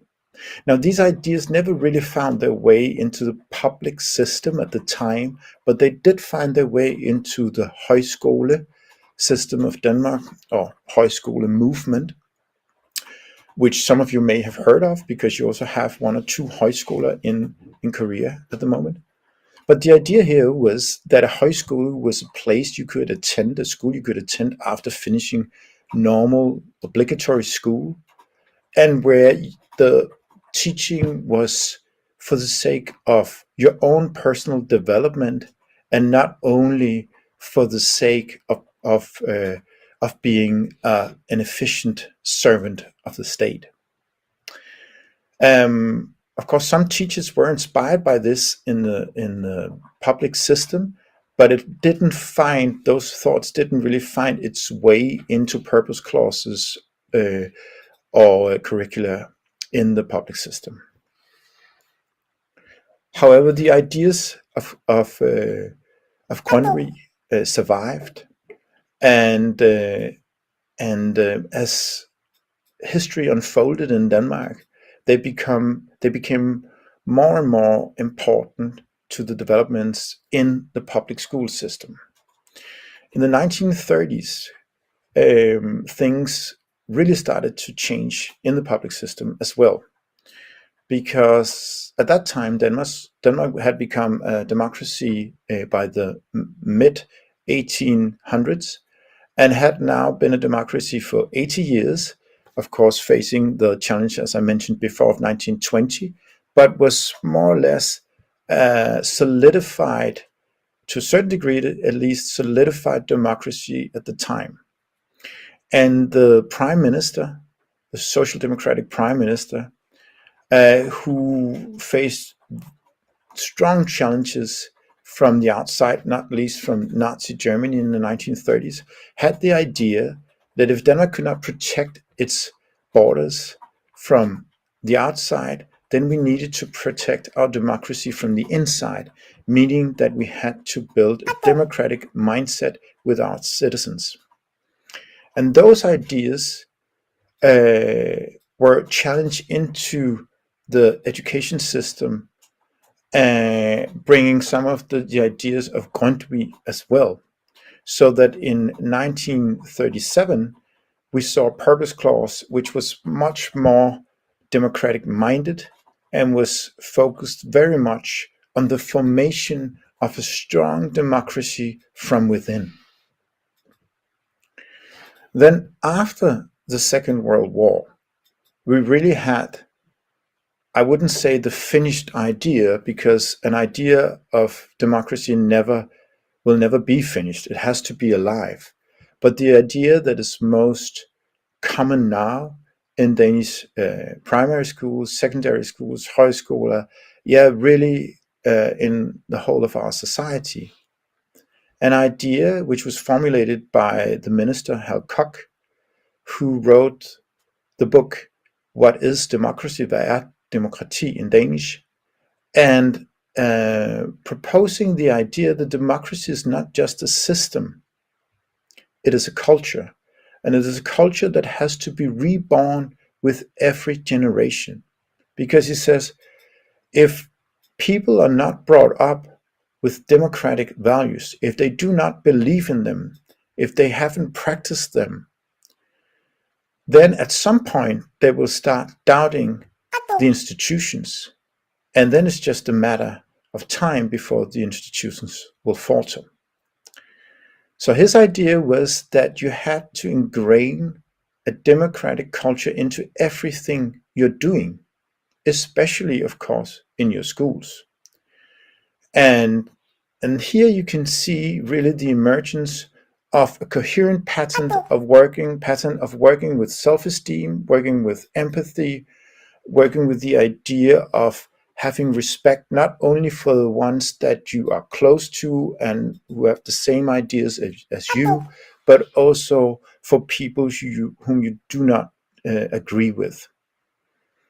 And of course, also linking that to the formal democratic education, of formal democratic citizenship education. And of course, just to finish off why self-esteem has been so prioritized in Danish schools, preschools, kindergartens, and so on. It is also because we believe that students with high self-esteem are also good learners. And why is that? That is because a person who believes in him or herself is much more capable of adopting knowledge and of remembering this knowledge. If you're always anxious, if you are always thinking about the results, then actually you block to a certain level your ability for acquiring new knowledge. And this is not me just believing this. This is also formulated by some of the best cognitive psychologists in the world.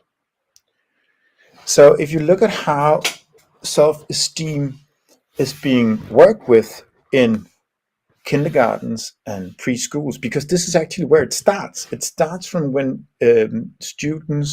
children are very, very young. The way that they work with this in the kindergartens and the preschools is that they always try to show an interest in the children for the human beings that they are, not for the performances that they do. And this is supported by the politicians who have written purpose clause and by the strategies that all kindergartens and preschools they need to have by law. All of them emphasize the importance of self-esteem. And now this focus on appreciating and seeing the students as they are, and not only looking at their performances and praising them for performances, also means that in the Danish system, grades are not given before children turn 13 or 14, sorry. Now, self-esteem is also built via feedback strategies. And that goes for strategies in the kindergartens, preschools, but also later on in secondary schools and even at university level. We try to do the feedback, or teachers try always to keep their feedback in a positive language. They try to focus on where you can go next.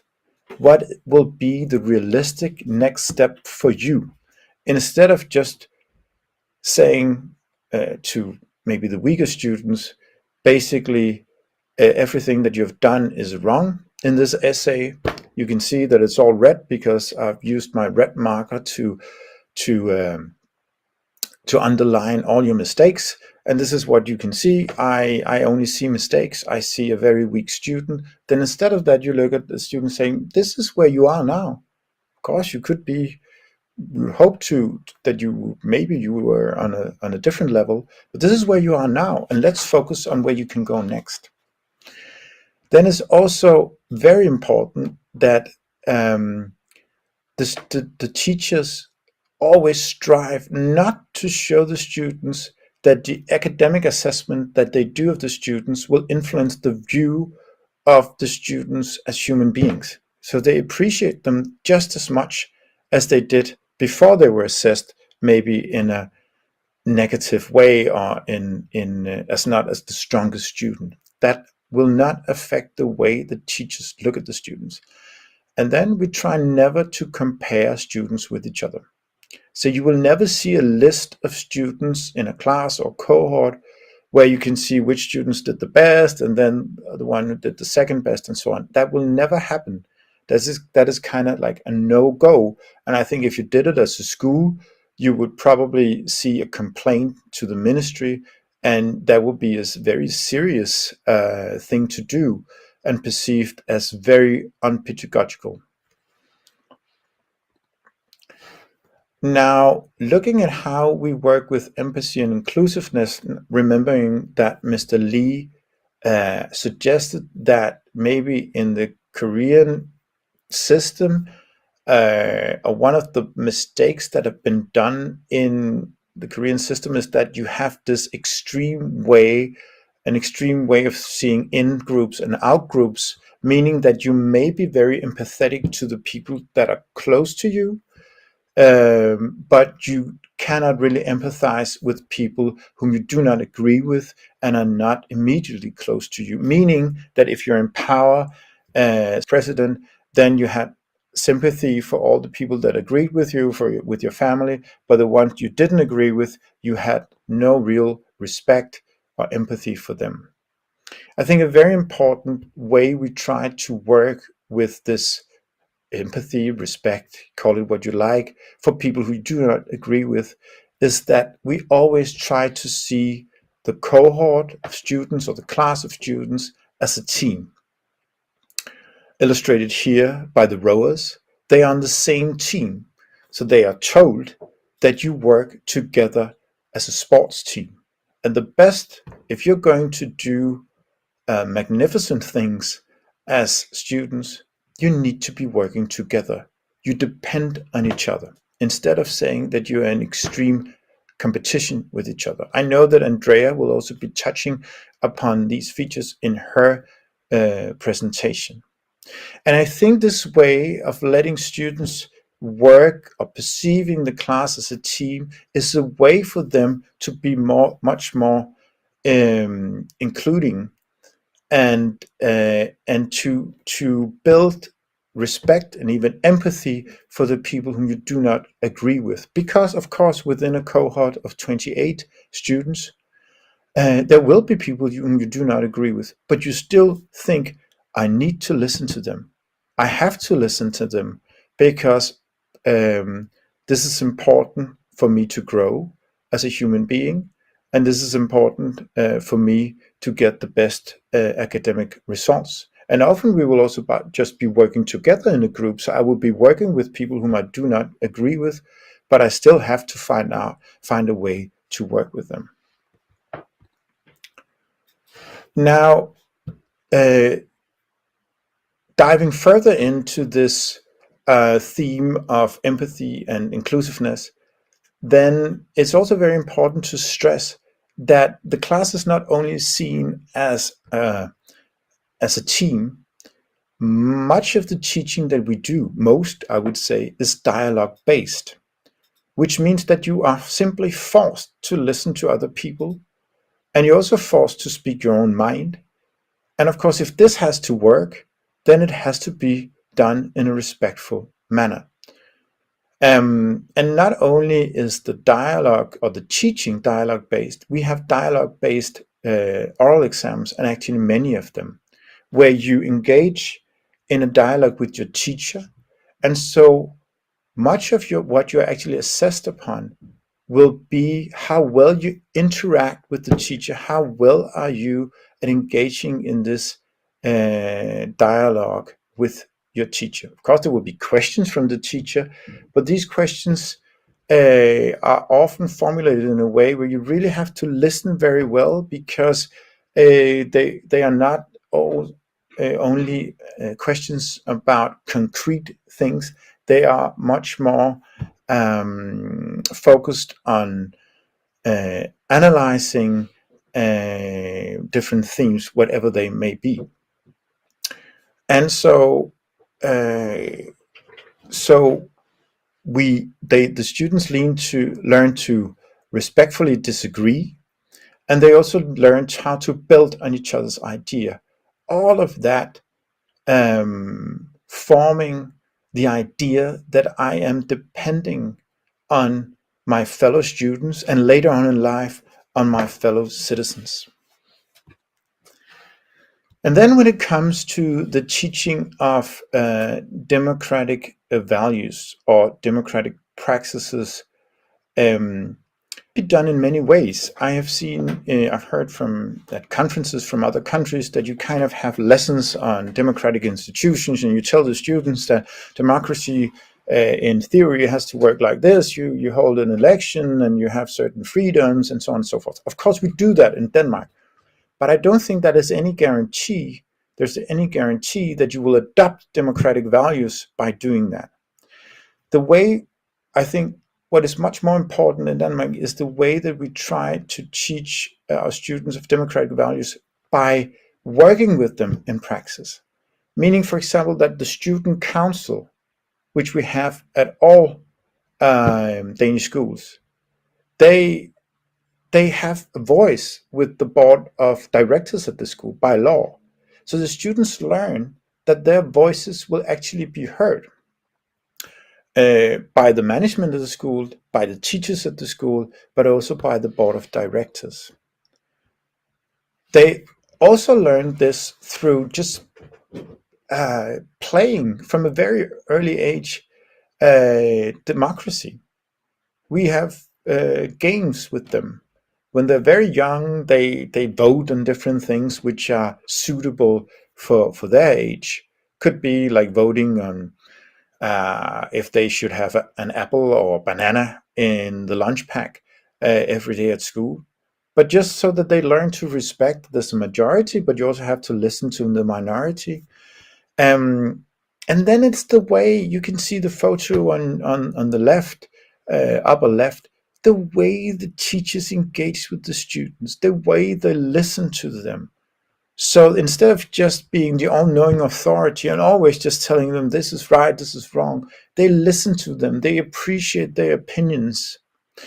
And by appreciating that, the students learn that people in authority will listen to them because they are important, which is an extremely important way to think once you are an adult and a democratic citizen. Now, lastly, I will be reflecting on the strengths and the weaknesses of the Danish educational system. Now, I have emphasized some of the strengths when it comes to forming democratic-minded citizens, and I do really believe that they are strengths, because I do believe that the Danish system has something to give to other systems all around the world. But definitely there are also weaknesses in the Danish system. And some of these weaknesses are connected to the meager results that we have seen in international tests, such as the PISA tests. For example, Danish students are not doing as well as we would have hoped them to do in science tests, in math tests, and so on. And what seems to be missing or lacking from the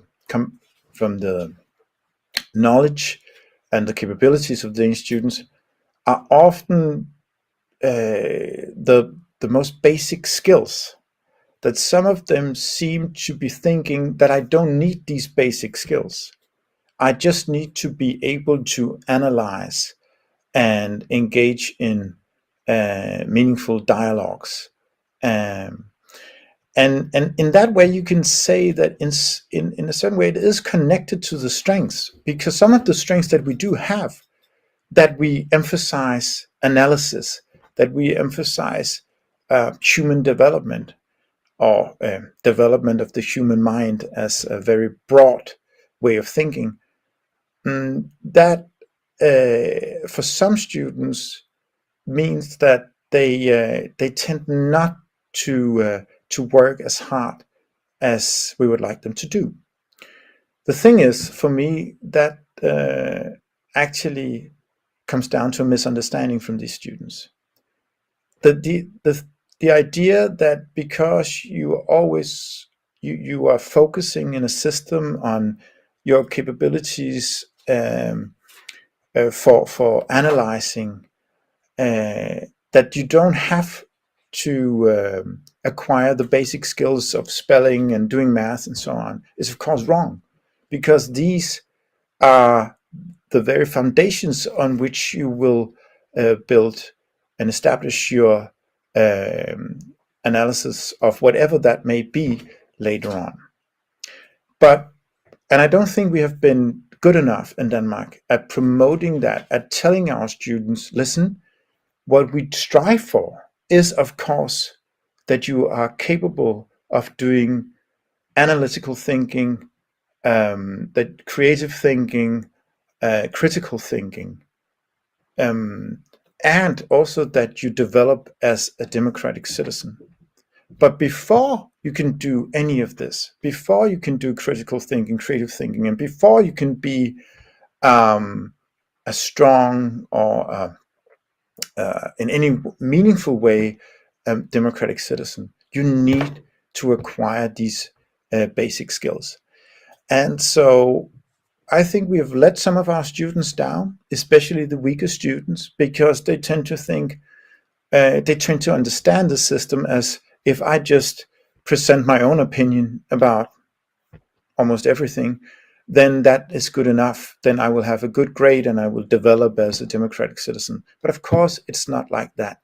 Your opinions, their opinions are appreciated, but they also have to learn that they have to be on a qualified foundation. And the best and the strongest students, they understand that. And they develop a very strong democratic mindset and become very strong democratic citizens. And at the same time, they also develop skills which are extremely important in the 21st century, the work market in the 21st century. But of course, some of the weaker students, they seem to be missing out and maybe of this development, and maybe it would be better for them if there was a stronger focus on learning basic skills on rote learning and so on.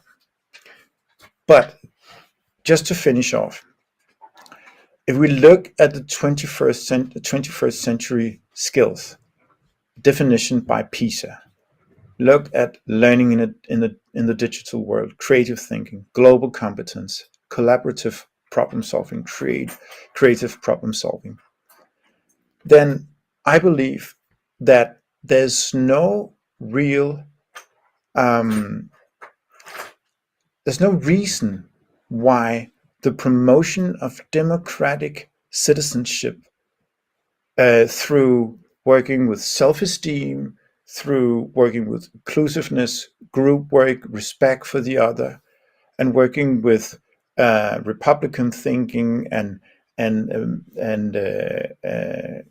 democratic education as a formal part of your education, why that should not be able also to work smoothly with promotion and promoting these skills.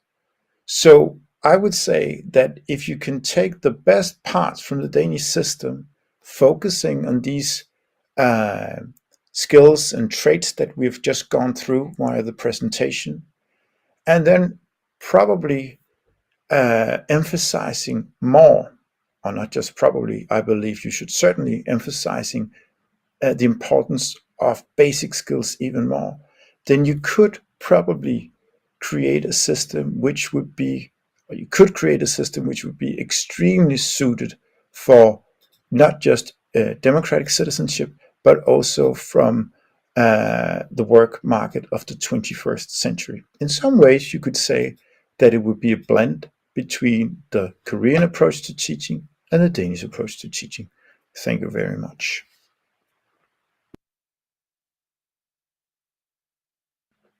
Hi, and welcome to this presentation on Danish education and forming democratic citizens.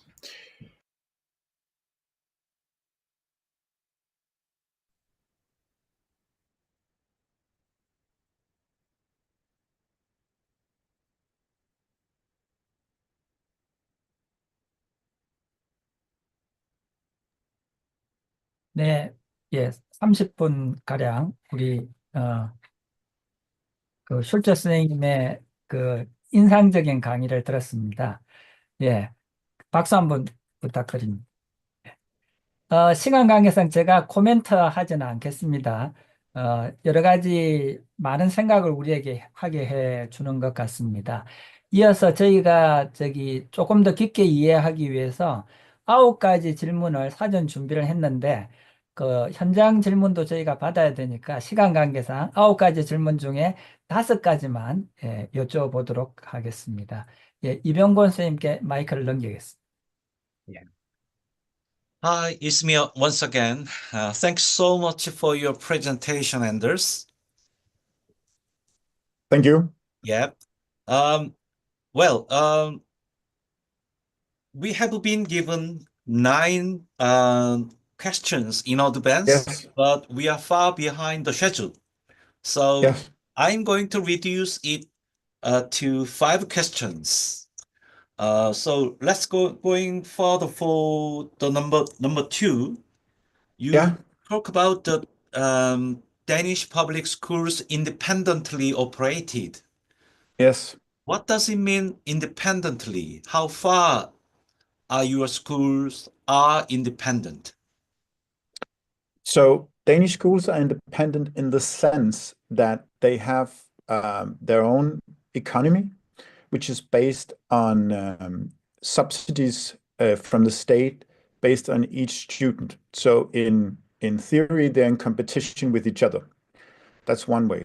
The other way is that Danish curricula are very open, meaning that it's very much up to the individual school and the individual teachers to form the content of the classes and maybe even of a whole school program. Yes. 예, 2가지로 집약될 수 있는데요. 하나는 경제적인 것인데, 정부의 지원금을 학생 수당, 할당해서 받는다고 합니다. 두 번째는 교육과정 구성에서의 자율성인데요. 특히 어떤 학교든 또는 어떤 교사이든 간에 교육과정을 구성할 수 있는 자유로운 권한이 있습니다. 그래서 학교마다 교육과정의 차이가 많이 드러나기도 합니다. 이런 의미에서 독립적이라고 할 수 있겠습니다. Yes, we got on question number 4. Yes, You have been teaching about the controversial issues. Well, yeah, this is, I think, in any other countries, I think this is so controversial. yes. So, what is the contents of the controversial issues, and how have you been dealing with that sensitive matters? Yeah. So first of all, it is expected of teachers to teach controversial issues. It is seen as something necessary. That if something is controversial, that is also because it's important in some way, and therefore we also need to teach it. And so the teachers are given very wide possibilities to teach controversial issues. That that would be politics, sexuality, religion, whatever. The line is drawn when a teacher tries to promote a certain political ideology. That is not allowed. If you try to teach your students that, for example, socialism is better than liberalism, that is not allowed. But to teach them about it, to see the subject from different perspectives and so on, that is also expected of them. Yes, thank you. 그 교사들은 이런 논쟁적인 이슈들을 다루도록 기대되고 있습니다. 그것은 매우 필요하고 하기도 하고 중요하기도 한데요. 이에 따라 교사들은 정치나 종교 또는 성 정체성 등과 같은 이 논쟁적 이슈에 대해서 다룰 수 있는 폭넓은 능력을 갖추기를 기대합니다. 하지만 이럴 때도 정치적 이데올로기 같은 것을 학생들에게 주입시켜서는 안 됩니다. 예를 들면 자본주의보다 사회주의가 더 낫다라는 한 가지 생각만 가르쳐서는 안 된다는 원리입니다. 네. Thank you. The other question is related with number 5, student well-being. Yes. You have mentioned about or teachers' consideration of the students' well-being. Then, how could you promote their well-being in classroom and in school as well? Yeah. So I think it's a huge discussion in Denmark now, and there are many different approaches. But here at this school, we have tried to focus on having the students think about other things than themselves. Instead of always being focused on how well I perform, on social media, in the school, the sports club, and so on, then try to focus on something that is greater than yourself. That could be the climate crisis. That could be refugee crisis. That could be creating a better society of tomorrow. So you kind of, instead of always focusing on yourself and that the narcissism that goes with that, that can create very unhappy human beings, then try to focus on something else and see, this is why I am studying hard. This is why I'm working hard for this greater cause. 학생들에 대한 복지라는 것은 뭐 여러 가지 접근법이 있지만 무엇보다도 학생 자신에 대한 고려를 최우선시하는 것입니다. 예를 들면 뭐 기후위기 문제랄지 난민 문제랄지 또는 보다 나은 사회를 이루는 문제와 같은 여러 가지 것들에 대한 관심도 있을 수 있겠지만 무엇보다도 너 자신의 학업, 너 자신의 공부, 너 자신의 잘삼 이것이 더욱 중요하다는 것을 먼저 중심에 두고 가르칩니다. 이것이 바로 학생 복지의 측면과 연결된다고 하겠습니다. Yes, the first question is the trust between the teachers and parents. Well, Yes. that issue is so hot during the last 2 years in Korean society. I know. There are lots of social issues things to do with that. So Yeah. how could you build the trust between the two subjects? Yeah, I have heard about it in Korea, and it's I know it's a very difficult issue, and it is also a difficult issue here. But I think there are two things to mention here. One is that teachers they often hold a lot of meetings with the parents. And during those meetings, they lay forward a very open strategy for pedagogics and academics and say, this is how I'm working. So they're kind of being very open and honest about how they work. And in that way, it gives the parents a view into how they work and maybe also a chance to ask about it. So that's a way kind of to engage the parents also in the process. Then secondly, when something goes wrong, and if the parents put pressure on one teacher, and they do sometimes also here, I've heard about it in Korea, there is no way around that you need a very strong leadership who can say enough is enough. We will not accept that you put this pressure on our teachers. If you put this pressure on our teachers, then the management, the leadership will take that discussion with you. Thank you. It's very clear. Thank you. 그 덴마크에서 교사와 학부모 사이의 신뢰 구축과 관련해서는 여전히 한국과 비슷한 어려움에 처해 있습니다. 또한 저는 이전의 정보를 통해서 한국 사회에서 이와 같은 이 양자 사이의 갈등으로 인한 사건들이 여럿 있었음을 감지하고 있습니다. 두 가지로 말씀을 드리겠습니다.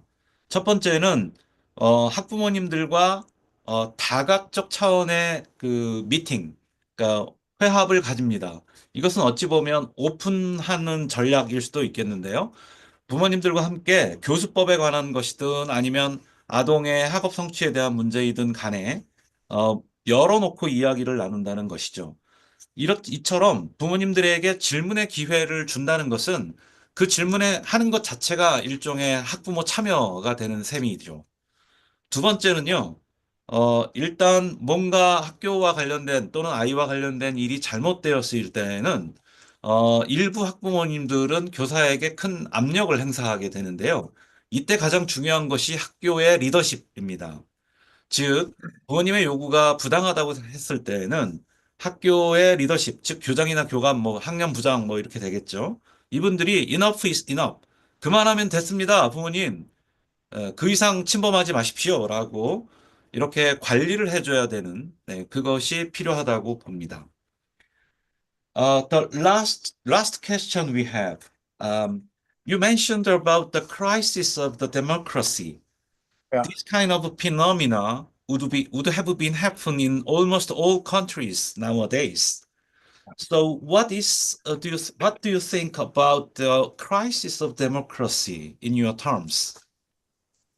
Yeah, so that is true. That is something we have seen in Korea. we see it, in my opinion, right now in the United States, and we see it all around Europe.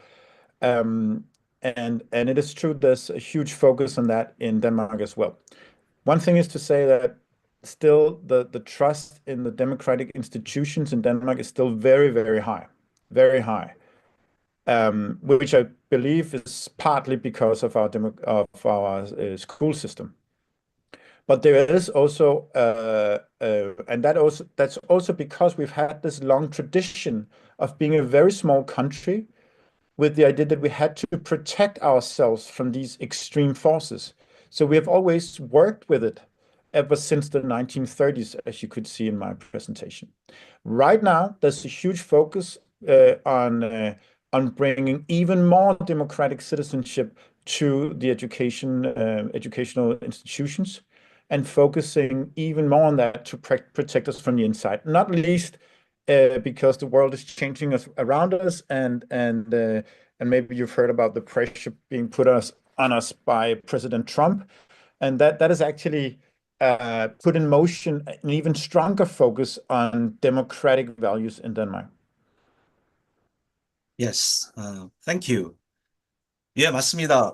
한국뿐만 아니라 미국도 그렇고요. 유럽 전역도 그렇고, 또한 덴마크에서도 마찬가지로 그 민주적 위기를 지금 전 세계적으로 겪고 있는데요.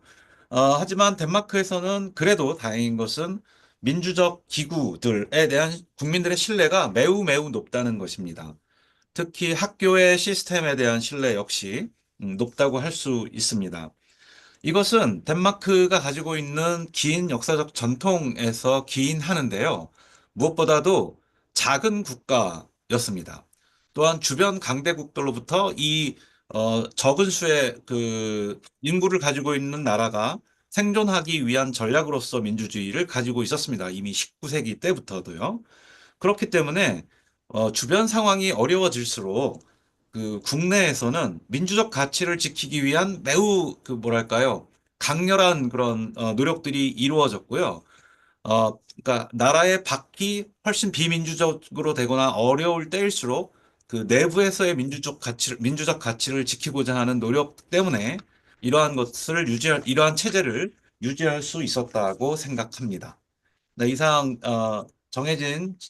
정해졌으나 답변은 매우 유동적이네요. 보니까 네, 질문 마치도록 하겠습니다. 감사합니다. 네. Thank you for your answers. Thank you, Andreas. Thank you. 그러니까 답변해 주신 슐처 선생님께 박수 한번 부탁드립니다. 네, Thank 이병건 you, Andreas. 선생님도 수고하셨습니다. 저희가 정해진 질문 주고받는 동안에 채팅창에 또 궁금하신 질문들 올려주시고 계신데, 저희 선제팀에서 몇 가지 선제해서 다시 두 분께 질문을 드리도록 하겠습니다. 혹시 지금이라도 좀 궁금한 게 있으시면, 한 3, 4분 내에 다시 올려주시면 저희가 또 그 중에 추려서 질문 드리고, 또 매우 의미 있는, 우리가 함께 학습할 수 있는 매우 의미 있는 질문 주신 분들께는 소정의 도서 상품권을 또 보내드리도록 하겠습니다. 그 질문 선제하고 준비하는 동안에 아까 우리 그 헤르츠 양께서 그 고등학생의 입장에서 그 덴마크에서 어떻게 민주시민 교육을 받았는지에 대한 이야기를 해주셨기 때문에 좀 비교하는 관점에서 한국의 일반 고등학교 학생이 그 헤르츠 양의 동영상을 보고 느낀 느낌과 소감을 한 2분 정도 촬영했습니다. 예, 그걸 같이 보시도록 하겠습니다.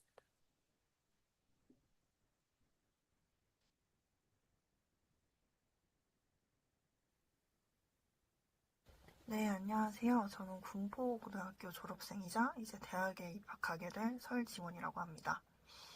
먼저 영상 시작에 언급되는 자신감에 대한 부분에서 학생들이 자신을 중요한 사람으로 느끼게 할 수 있는 부분이 많다는 것이 흥미로웠습니다. 결과 자체만이 아니라 과정을 중시하는 마인드가 넓게 깔려있다는 점이었습니다.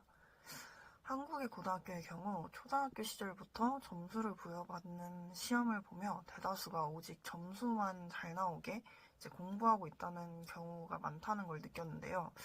저 또한 단기간의 점수를 위해 조금 짧게 그리고 타이트하게 공부를 함으로써 성적은 받았지만 여기서부터 학생들은 자신들이 평가의 위치에 놓여 있다고 생각하게 되며 일부 학생들은 말하지 못할 자존감의 저하를 경험한다고도 생각하고 있기도 하고요. 두 번째로는 그룹 활동에 대한 것입니다. 한국의 학생들은 공동체 생활, 모둠 활동을 말하면 조금 더 기피하는 성향이 크다고 느껴졌습니다. 이는 소위 우리가 말하는 1인분의 역할을 하는가를 두고 학생들이 생각하고 있기 때문이라고 느끼는데요. 다른 사람의 내용이 부실하여 보완하고 탐색하느라 내가 나의 몫뿐만 아니라 다른 사람의 몫까지 1.5인분, 2인분의 몫을 하고 있다는 것을 학생들은 배움이 아닌 손해라고 느껴진다고 많이들 생각을 한다는 것입니다. 또한 문제 해결까지의 실속을 챙겨야 된다는 생각을 많이 가지고 있기에 과업 진행 과정에서 자신이 배울 수 있는 점과 그리고 가르쳐 줄 수 있는 상황은 조금 배제한 채로 상황을 많이 축소하여 보고 있다고 생각되어지기 때문입니다. 대학 진학이라는 목적을 가지고 학교가 돌아왔고 그것에 맞춰 학생들은 교육을 받았지만 현재는 그 모습이 너무 과열되어 있다고 생각하고 돌이켜보면 학생들이 학창시절에 진정으로 무엇을 기억해야 될지에 대한 고민이 되기도 했습니다. 이상으로 이야기를 마치겠습니다. 감사합니다. 네, 지금 막 대학을 들어간 1학년, 대학교 1학년 학생인데, 자기 고등학교의 경험에 대해서, 들려주었습니다. 솔직하게. 아마 좀 예상 가능한 것이기도 하고, 우리가 그룹 활동을 할 때도 여전히 좀 협력이 안 되는 그런 상황이 또 좀 가슴 아프게 다가오는 것 같습니다. 이어서, 현장 질의응답을 하도록 하겠습니다. 우리 이병곤 선생님 질문 어떻게 준비되셨나요?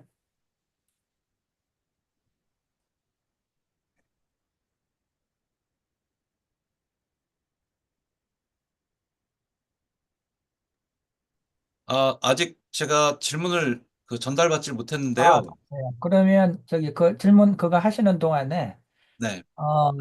허진만 선생님 좀 질문 뽑으셔가지고. 네, 지금 바로 들어왔습니다. 네. 허진만 선생님께서 보내주신 질문이죠? 예, 예. 네, 알겠습니다. 네.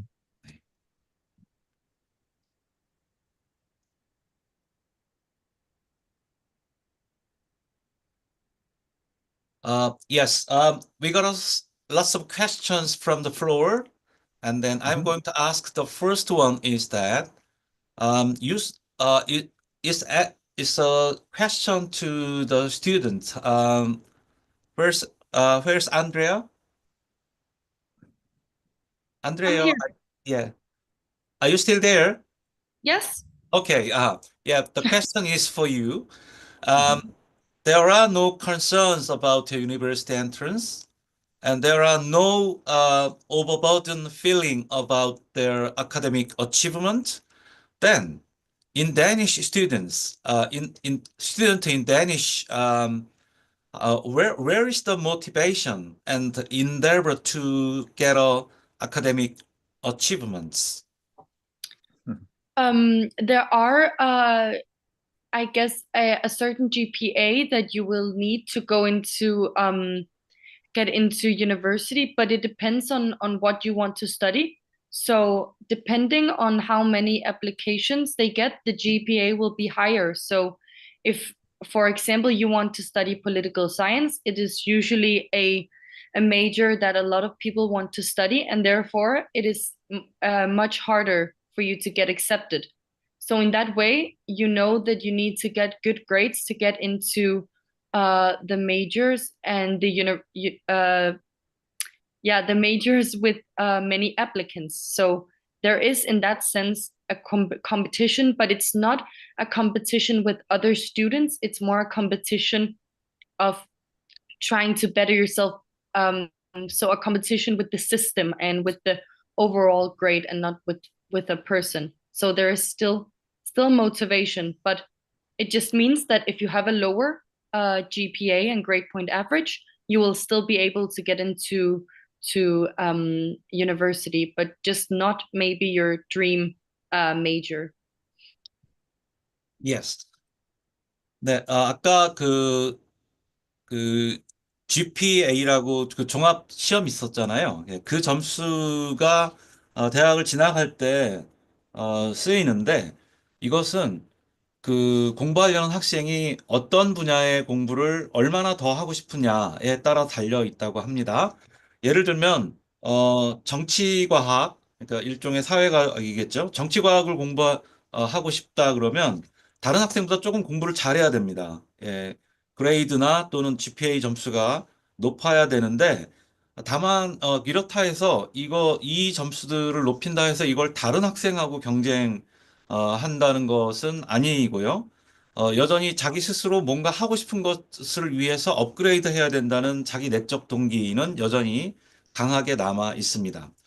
또한 GPA 성적이 낮다 하더라도 아주 탑 클래스의 대학을 못 가는 것일 뿐이지 여전히 다른 대학들을 갈 수도 있습니다. 그 다음에 5번째 질문인데요. 덴마크에는 혹시 별도의 민주시민 과목이 개설되어 있나요? 그렇지 않다면 각 과목에 어떠한 내용 혹은 방법으로 민주시민 교육을 시도하고 있나요? 이렇게 질문을 하셨는데요. Next question is to Anders. It's about the subject as civic education. Is there any separate democratic civic education course in your country? And if not, what contents or method are used in each courses? That's a very, very good question, because I think actually that's what separates Denmark from many other countries, democratic countries. We do not have a course on civic education. I have seen that in other countries. We don't have it, but it's written into the purpose clauses in all of our subjects that you need to develop a democratic mindset with the students. So in this way, you could say that democratic citizenship becomes something that is always present in everything we do, in the relationship between the teacher and the student, in the way we try to focus when we teach history, try to focus on democratic development, in the way we try to involve students in the classes and so on. So it becomes that culture of democracy that I talked about, which Hal Koch after the Second World War emphasized. And I think my point here is that I think it works better when it's part of the culture. It is something that you practice as opposed to something that you preach. 예. 예, 아주 정말 좋은 질문입니다. 덴마크에서는 민주시민 교육이라는 교과목이 따로 없고요. 아마 인접 국가들도 없는 걸로 알고 있습니다.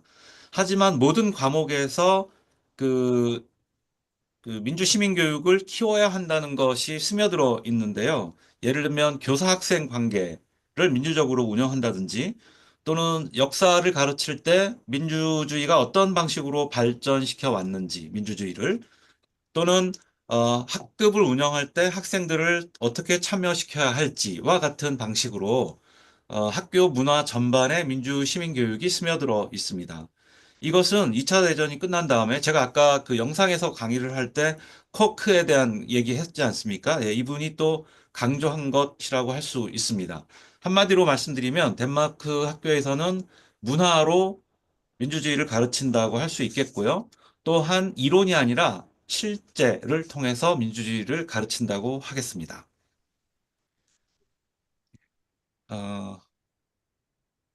The next one is number 8. Well, the question is quite long one, I think. Listen carefully to me. Yeah. Korea also has democratic institutions and procedures. We have a very specific checklist of things that we have to report on, like how many times a year we have meetings with the principal, and where and how we publish the result. However, when abuse occurs, it is often case of grabbing, accusing, finding weaknesses or flaws in other party, attacking the school or district, and invalidating decisions. It is it is concerned that it has become routine for those who find flaws in procedures and act against the purpose to survive, and those who are faithful to the purpose to lose. What about Denmark? Yeah, I don't, I mean, if I understand the question correctly, Mhm. then I think first of all, I think it is very important to have rules and regulations and that you need to report on something. That is part of democracy. But if I understand it correctly, is that some people, they will use flaws and weaknesses to just attack flaws in another party. They kind of use that. And that's what my point is about a democratic culture, that it's not democracy is not only about the institutions. You know, you can have all the democratic institutions, but if you do not respect the spirit of democracy, then you don't really have a functioning democracy. You could use I mean, I'm sorry to say, but if you look at the United States right now, then President Trump was elected president, yes? So he has the formal power, but maybe the way he uses it is not in the spirit of democracy because he's not really listening to other people.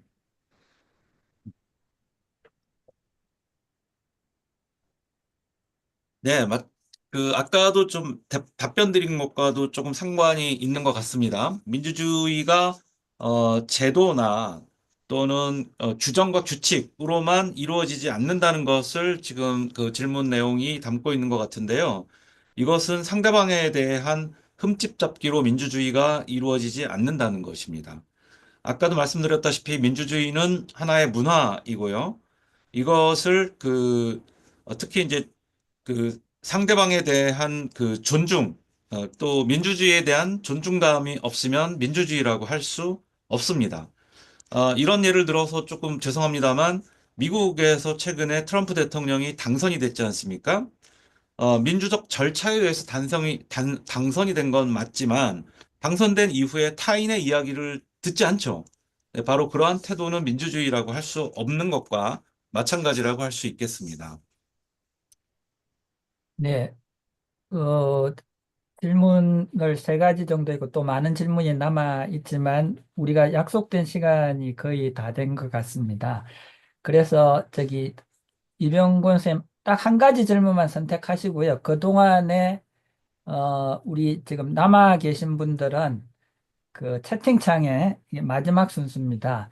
채팅창에 뭐 이제 덴마크 교육과 우리 교육을 비교하면서 저는 그 자막 입히는 것 때문에 두 분 동영상도 매우 여러 번 보고 또 질문도 매우 여러 번 읽으면서 매우 다른 나라라는 생각을 좀 했습니다. 그러면서 부러운 면도 꽤 있었고요. 동시에 또 우리가 가진 장점도 있으니 그걸 결합해서 어떻게 더 나은 사회를 만들 것인가에 대한 고민을 또 하게 됩니다. 그래서 여기 지금 현재 한 280분 정도 또 그 유튜브를 제외하고 지금 참여하시고 계신데, 지금 되게 가슴이 아프시잖아요. 지금 한국의 정치 현실을 보면서. 그리고 이게 사회 문제이기도 하지만 또 우리 교육의 또 부정적인 결과이기도 하다는 걸 성찰해야 된다는 생각을 하면서 우리 사회와 우리 민주주의에 대한 뜨거운 소망을 담아서 한 줄 소감 나누기를 좀 하시면 좋겠어요. 소망 나누기. 우리나라의 미래에 대한 소망 나누기를 채팅창에 쭉 올려주시는 동안에 마지막 질문을 이병곤 선생님께서 해주시면 좋을 것 같습니다. 그리고 이어서 그 질문이 끝나면 2시간 동안 수고해 주셨는데 앤더스와 슐저께서 이 모임에 참여해 주신 것에 대해서 your opinion and your feeling, share your opinion and feeling together. 마지막으로 이야기해 주시면 좋을 것 같습니다. 네, 이병호 선생님 질문. 예, Well, I have a privilege to select one more question from the floor. So it's my right to last selection is, well, when you're doing a group work, well, let me see, just a moment.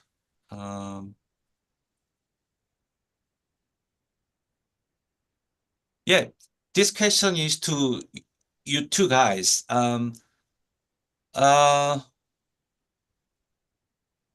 when you doing a school work, in a group work, there are lots of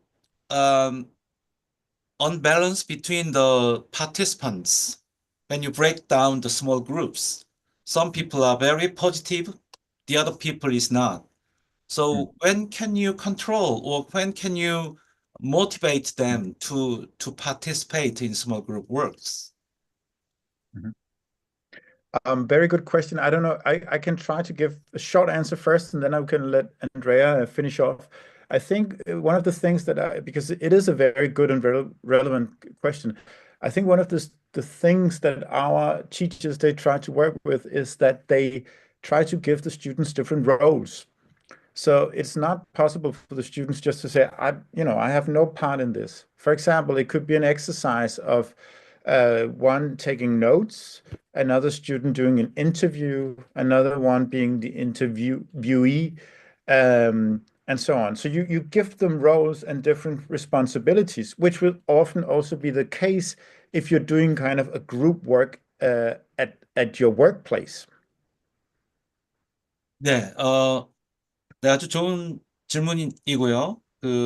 작은 그룹으로 나눌 때는 각각의 다른 역할들을 주는데요. 그렇게 함으로써 참여를 적극적으로 거부하는 학생들에 대해서 조금 더 참여할 수 있도록 안내하는데 아이들 특성마다 이제 예를 들면은 메모를 하는 역할을 준다든지 또 어떤 친구는 인터뷰를 하는 역할, 또 다른 친구에게는 인터뷰를 당하는 역할, 또 그 밖에 여러 가지 책임들을 아이들한테 각각 다르게 주려고 노력합니다. Yeah, same question to you, Andrea. Yes, I think I agree with what Andrew says. It's true that then we will get a different distribution so that I will be taking notes and my classmate will be doing the questions and one will be making sure that everyone speaks. And so you can have different roles. But I also think that especially if you do matrix groups like I talked about, where everyone will read a different thematic and then afterwards you will talk about it together, you're also as students having expectations from your peers because you haven't read about the subject that they did. So if they're not putting in the work, then you will also not become any smarter. So in that way we also have expectations for each other's, but creating the structure where the students are teaching to each other's also is something that it makes it very difficult for them not to engage because then they will become unpopular in a sense with the other students. So because your other students are dependent on you putting in the work, then you also become more interested in participating as well. So having expectations for other peers, I think is important. Yeah. Yes, so in that case, there are no alienation and no hate between the students. Even if they are during the group works, that kind of emotional contradiction can be solved normally. Is it for me? Yeah. Yeah, I think that alienation can happen in group work sometimes, but then you will be doing, oftentimes the teachers will do this app where you just sort out into random groups. And then when it comes to your exams or the bigger assignments, you can choose to elect a group. So you wish who you want to be in group work with. And then if people have put in the work and participated, then they will also be in a very good group where everyone is engaged. So in that sense, it pays off to also put in the work because then you will get a group where everyone really is passionate and engaged in the thematics. But then again, I think it's difficult with alienation because the teachers usually try to make sure that no one is alienated, and then they will go in and step in and take the role of the authority and then make sure that the person will also do some work. And yeah, so I think this is where the teacher takes over. So even though the students try and be independent, the teacher also needs to oversee and make sure that everyone is doing a job. So in that sense, the teacher makes sure that there's no real alienation. Yes. You mean that good teacher could handle it? Yeah. Yes, Okay. yes, exactly. They will go in and become an authority and Yep. make sure that everyone in the group is comfortable and that everyone has done their work. So they will definitely notice which groups might have troubles, and then they will go in and help and guide. Yeah. 예, Okay. 정리, Thanks for your answers. 예, 정리 부탁드립니다. 예, 역시 이제 안드레아 학생도 아까 선생님이 설명하신 것과 대부분 동감하고요. 본인의 발표 중에 왜 매트릭스 그룹이 있었잖아요. 이렇게 그룹을 나눠서 서로 가르치고 또 가르침 받는, 네, 그런 작업을 통해서 서로 이야기를 나누고요. 또한 다른 동료로부터 배우는 과정을 가질 수 있습니다. 또한 교사와 학생이 협력해서 배움의 구조를 창출할 수 있게끔 이렇게 유도한다고 합니다. 그리고 그래도 이제 학생들 사이에서 아까 우리 질문하신 분들이 걱정하신 것처럼 막 소외가 생기거나 혐오가 생길 수 있잖아요. 하지만 그와 같은 작은 그룹 안에서 협력 학습을 할 때는 그 어떤 학생이라도 참여를 거부하기는 어렵습니다. 왜냐하면 참여를 완강히 거부를 하면 다른 아이들로부터 인정받거나 인기를 얻을 수 없기 때문에 모든 학생이 동등하게 참여할 수 있기를 기대하는 문화라고 합니다. 또한 소외감을 가진 아이들이 물론 생겨날 수 있습니다. 이럴 때 큰 역할은 교사가 해내야 하는 것입니다. 또한 각각의 학생들이 가지고 있는 소규모 활동을 통해서 시험을 본다든지 또 다른 뭐 테스트를 한다든지 뭐 이런 동기들을 가지고 있기 때문에 이 아이들이 참가할 수 있도록 참가의 동기가 무엇인가를 파악해서 충분히 그 참가에 대한 페이업, 그러니까 보상이 주어질 수 있도록 조정을 하는 것이죠. 그래서 교사들의 권위, 일종의 정당한 권위죠.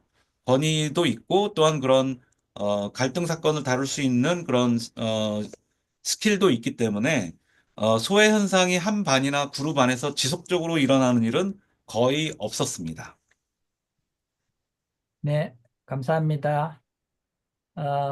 긴 시간 동안 앞부분에 약간 테크니컬한 어려움이 조금 있기는 했습니다만, 계획대로 거의 시간을 조금 한 10분 정도 넘겼습니다만, 잘 진행된 것 같습니다. 덴마크랑 저희랑 시차가 8시간 나기 때문에 아마 식사 시간을 놓치시고, 우리 모임에 참여해 주신 것 같습니다. 헤르츠 양과 슐처 선생님께 감사하다는 마지막 박수를 하면서 보내드리도록 하겠습니다. Thank you so 해제를 much. 해주시면 Yeah, Thank thank you you so so much much. for being with us Thank for a long you. time. And you might be skip your lunch because of the time difference. So thank you so much for your explanation. It was our pleasure. It was a pleasure and an honor, and we hope to do it again. Okay. Thanks a lot. Thank you, and thank you for listening. Welcome. Thank you. 네, 감사합니다. Thank 어, you. 네, 이제 우리 열심히 통역해 주신 이병곤 교수님께도 감사의 박수 부탁드립니다. 감사합니다.